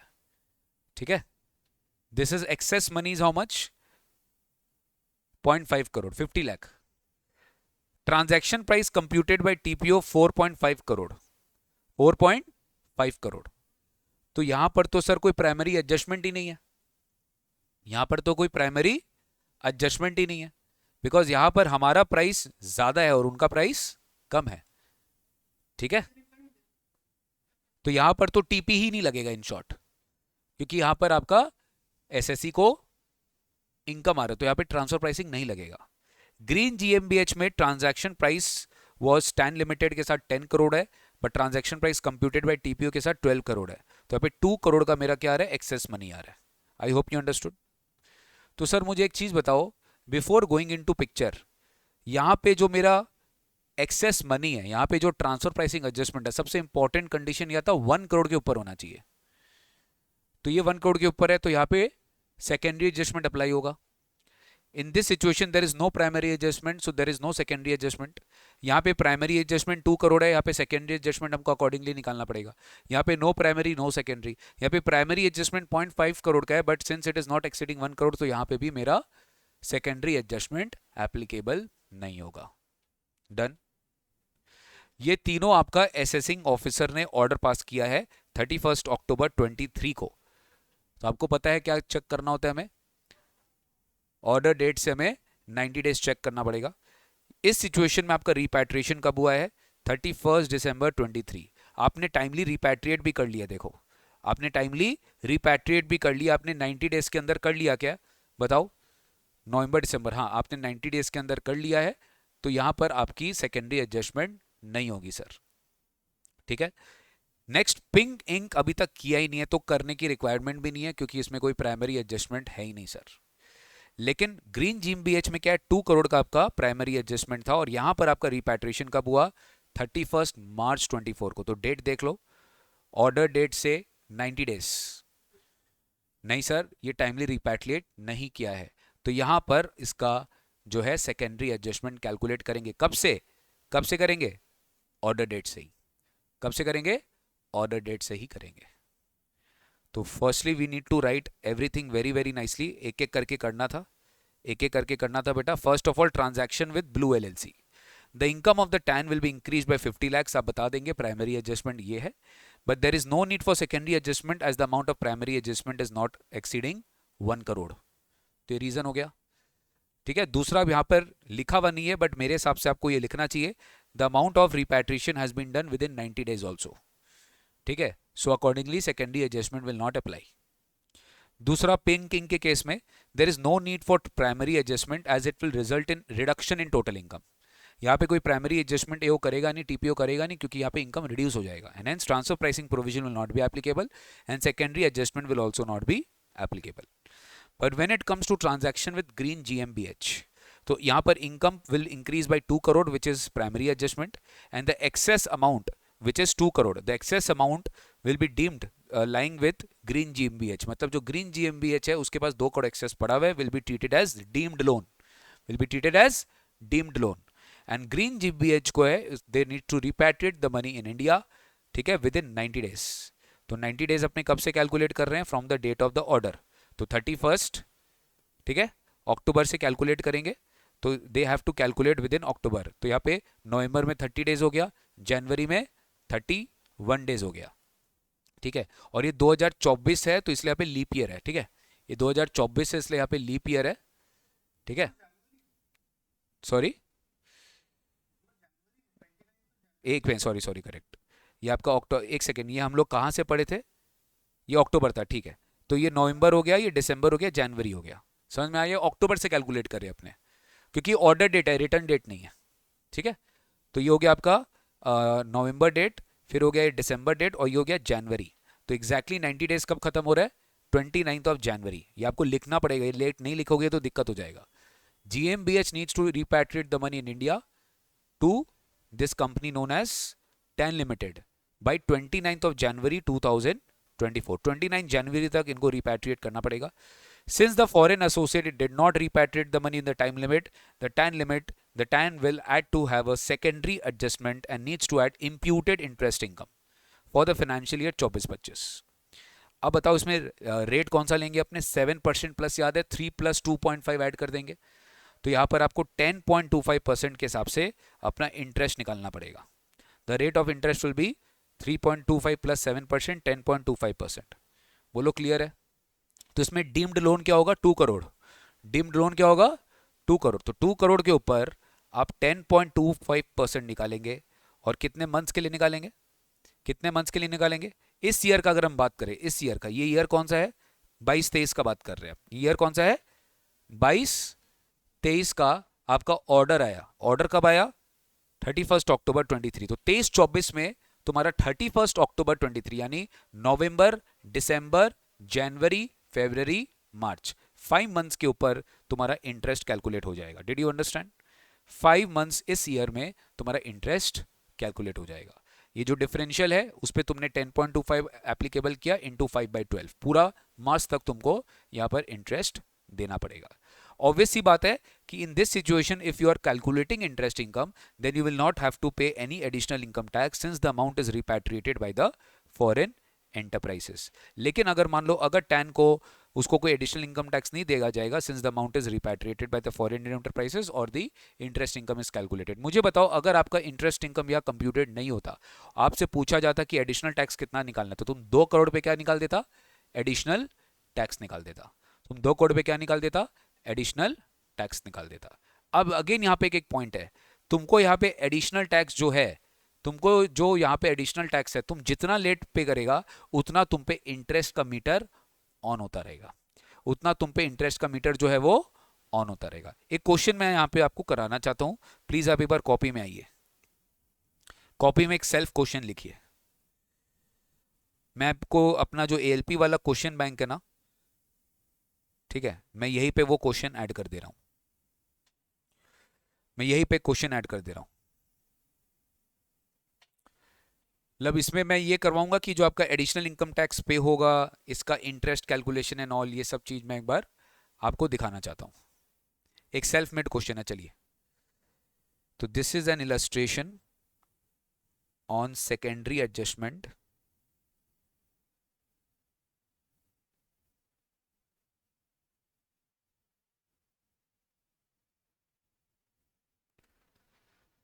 And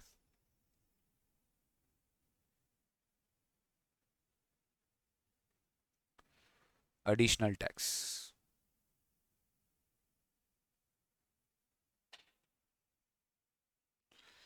Secondary adjustment and additional tax।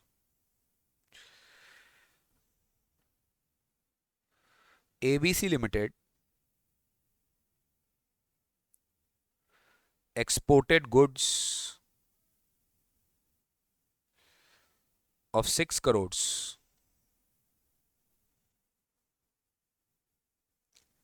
to its associate enterprise DEF Limited ALP of this transaction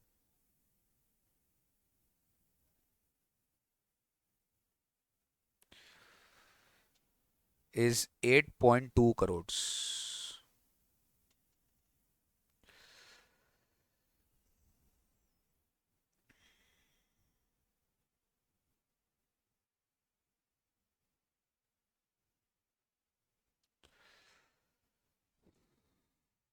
Due date of return of income is 30th November 2025. 24-25 का ड्यू डेट क्या है? 30th November 2025.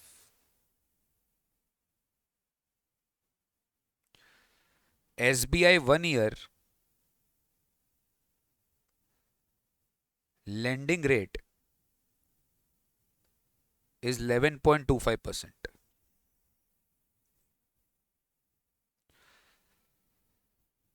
On 1st April 24.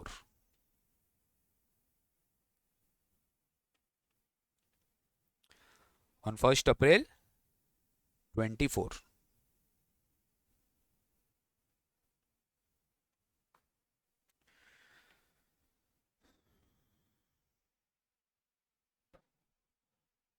चलो करो, क्या होगा बताइए? Access money क्या है?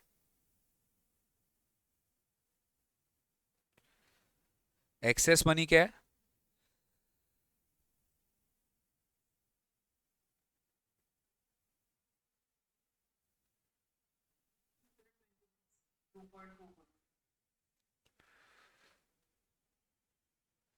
Which should be repatriated?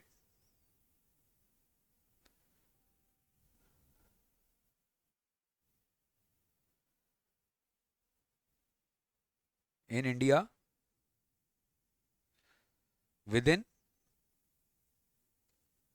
90 days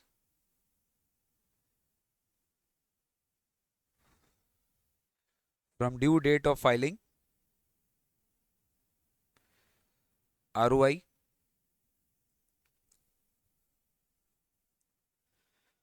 28 Feb था ना? यही था ना?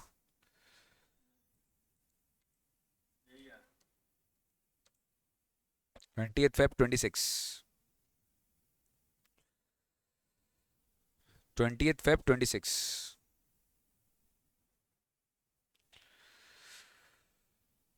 If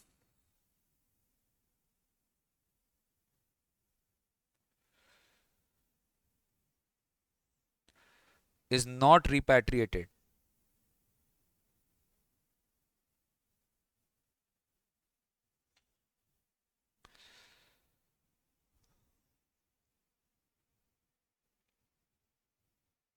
तो क्या होगा? Imputed interest income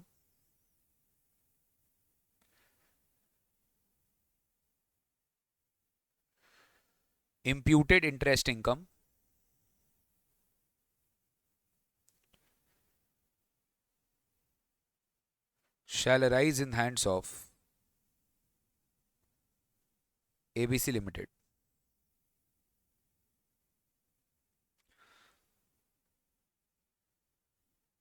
रेट क्या है? 11.25. इसमें 3.25 ऐड करते अपने, राइट?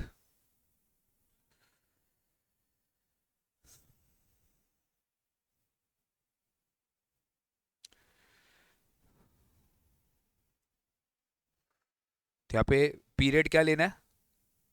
अब रिपैट्रिएट हुआ नहीं तो उस साल का पूरा क्या होगा? 1 दिसंबर रिटर्न के जस्ट बाद से लेकर 31 मार्च तक, राइट? उस ईयर का फाइनेंशियल ईयर जो भी डेज आएगा, दिसंबर, जनवरी, फरवरी, मार्च, 121 डेज नहीं, पर एनम दिया हुआ रहेगा ये, तो आपको डेज के हिसाब से निकालना पड़ेगा। 121/365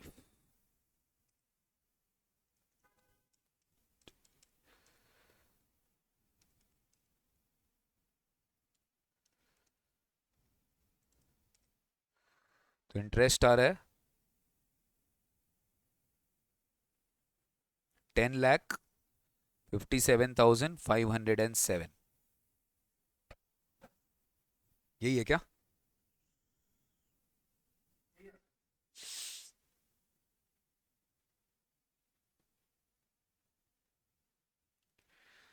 अब मान लो ये तुमने निकाला कब तक? 31 मार्च 26। अब मान लो यही रिपैट्रिएशन 31 मार्च 27 नेक्स्ट ईयर तक भी नहीं हो रहा है,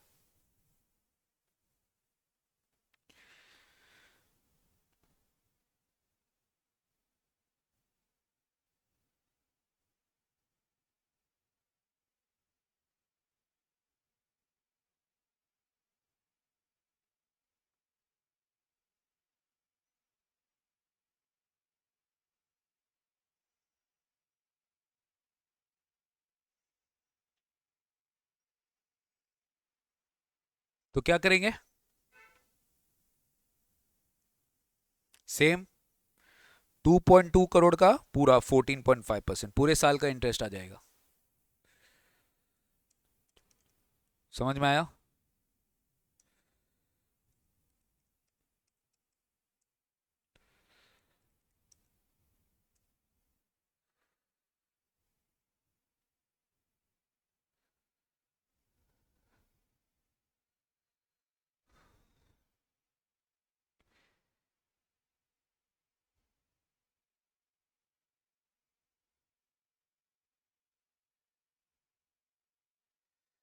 Interest income will be imputed every year. Interest income will be computed every year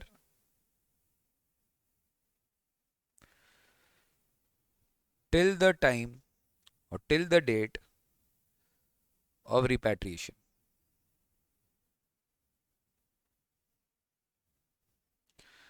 Till the date of repatriation.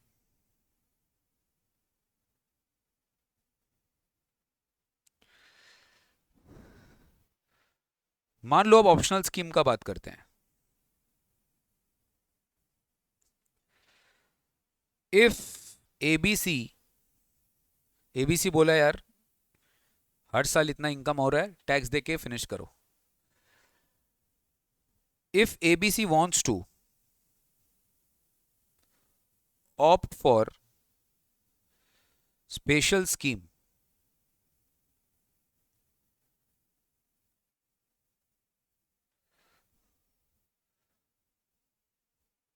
मान लो 1 जुलाई 26 को, थोड़ा डेट्स ध्यान देना, मार्च 26 तक तो इसने दे ही दिया, मार्च 26 तक इसने दे दिया ना। अब उसको 1 जुलाई 26 को ये बोल रहा है कि मुझे स्पेशल स्कीम में जाना है। 1 जुलाई तो क्या होगा बताइए?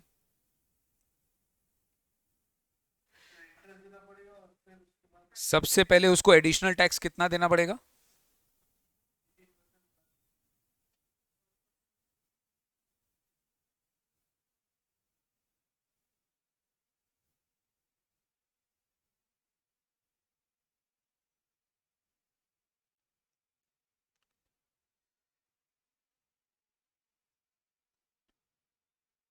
क्या आ रहा था? सब 996 आ रहा था, राइट?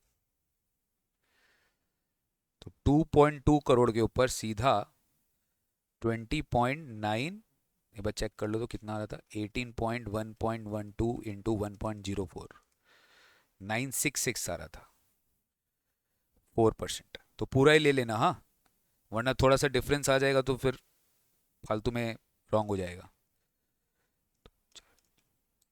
पूरा रियल निकालना, 20.9664%। तो टैक्स सारा है 46,12,608।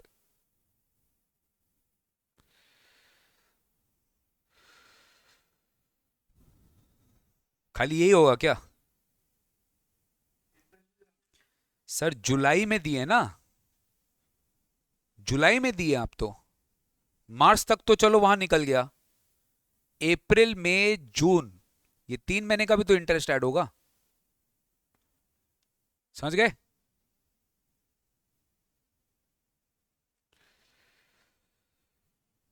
Interest income to be computed till 31st, till 30th June 25 and included in income of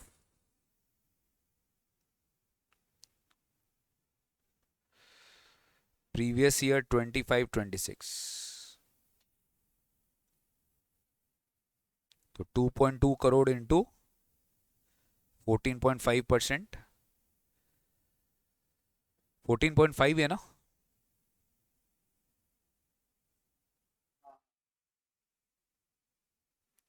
अब मान लो इस साल का रेट चेंज हो गया, मान लो, चलो एक नया ट्रिक दे देता हूं, 1 अप्रैल 25 का रेट चेंज हो गया, मान लो वो 12% हो गया, एग्जाम्पल, तो तुमको नया लेंडिंग रेट के हिसाब से निकालना पड़ेगा, समझ गया?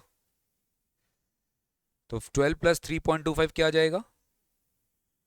15.25 इंटू कितना डेज? अप्रैल मई जून, 91 डेज का इंटरेस्ट।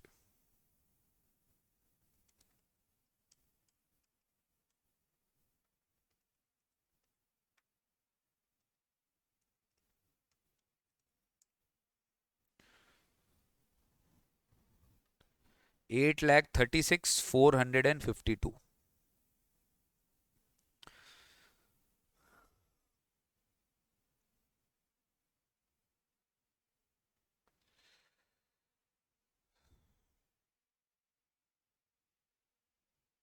समझ गए गाइस? मान लो 1 अप्रैल 26 होगा, सॉरी, ये 1 अप्रैल 26 को तुम्हारा 12% है, क्योंकि ऊपर अपने 1 अप्रैल जुलाई 26 लिखे हैं, तो 1 जुलाई 26 मतलब 1 अप्रैल 26 को उसका रेट हुआ होगा। तो आपको 1 अप्रैल का रेट लेना है, और फॉरेन करेंसी में होगा तो 6 मंथ लिबोर रेट लेना on the 30th September of the previous year. और फॉरेन करेंसी में अगर होगा तो याद है ना कौन सा फॉरेक्स कन्वर्जन यूज करेंगे? क्लोजिंग डेट का टीटीबीआर रेट। बहुत कुछ है याद रखने के लिए, हाँ। That's the best part of final DT, इसलिए लोग फाइनल डीटी से इतना डरते हैं, बट डरना नहीं है, पढ़ते रहना, रिवाइज करते रहना, और क्या बोलूं। ठीक है, ओके। सो गाइज 99% ये टॉपिक ओवर हो चुका है, कुछ बचा नहीं है अब इसमें, कुछ भी नहीं बचा है। खाली एक लास्ट क्वेश्चन, लास्ट चैप्टर, एक क्लास में और लूंगा मेरे तसल्ली के लिए, जहां पे मैं इंस्टीट्यूट के मैथ से आपको जो है कुछ पार्ट है थ्योरी, एकदम इनसिग्निफिकेंट थ्योरी, वो करा दूंगा, और एक रेंज कॉन्सेप्ट अपना बेसिक थोड़ा सा बचा है, जो सेफ्टी पर्पस के लिए करा रहा हूँ, इंस्टीट्यूट के मैट में नहीं है, सेफ्टी पर्पस के लिए वो रेंज कॉन्सेप्ट आपको बता दूंगा कि अगर मान लो मल्टीपल एएलपीज होते हैं तो आपको किस तरीके से 35th परसेंटाइल से 65th परसेंटाइल के बीच में जो भी आपका एएलपी आएगा, जो भी आपके वैल्यूज रहेंगे वो आपके एएलपी माने जाएंगे। वो अपने लास्ट क्लास में पढ़ेंगे, जो आपके नेक्स्ट क्लास में होगा सर। ठीक है, डन।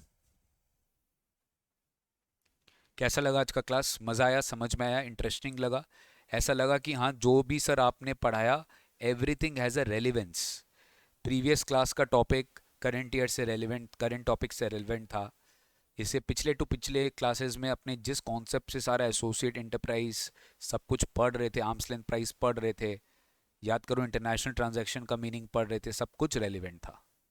और ये ख़त्म नहीं हुआ है, ठीक है, ये तो मैंने आपको एक क्वेश्चन कराया है, ये तो मैंने आपको एक क्वेश्चन कराया, बहुत अच्छा अच्छा क्वेश्चन है ये, देखो क्या मस्त क्वेश्चन है ये, क्या मस्त क्वेश्चन है ये December 24 एमटीबी का, कराऊंगा नेक्स्ट क्लास पे। ठीक है, तो आर्म्स लेंथ प्राइस का तो कैलकुलेशन ओवर हो गया, खाली रेंज कॉन्सेप्ट बाकी है और कुछ रूल 10D बाकी है जो बेसिकली ये बताएगा कि कौन कौन से डॉक्यूमेंट्स आपको मेंटेन करने होते हैं। वो तो आपको सेक्शन पढ़ा दिया 92D में। Now I will just take you through some documents which you need to maintain. वो भी एकदम, अगर मैं नहीं भी कर रहा हूँ तो कोई इशू नहीं होगा आपको, बट मेरे से होता नहीं भैया, फाइनल लेवल है, I can't take any risk. मैं पढ़ाऊँगा और आपको पढ़ना भी है, ठीक है। चलिए, मिलते हैं आप लोग से नेक्स्ट क्लास में। Thank you so much, take care. जो बच्चे लाइव कर रहे हैं प्लीज स्टे, जो बच्चे रिकॉर्डिंग कर रहे हैं मिलते हैं आप लोग से नेक्स्ट क्लास।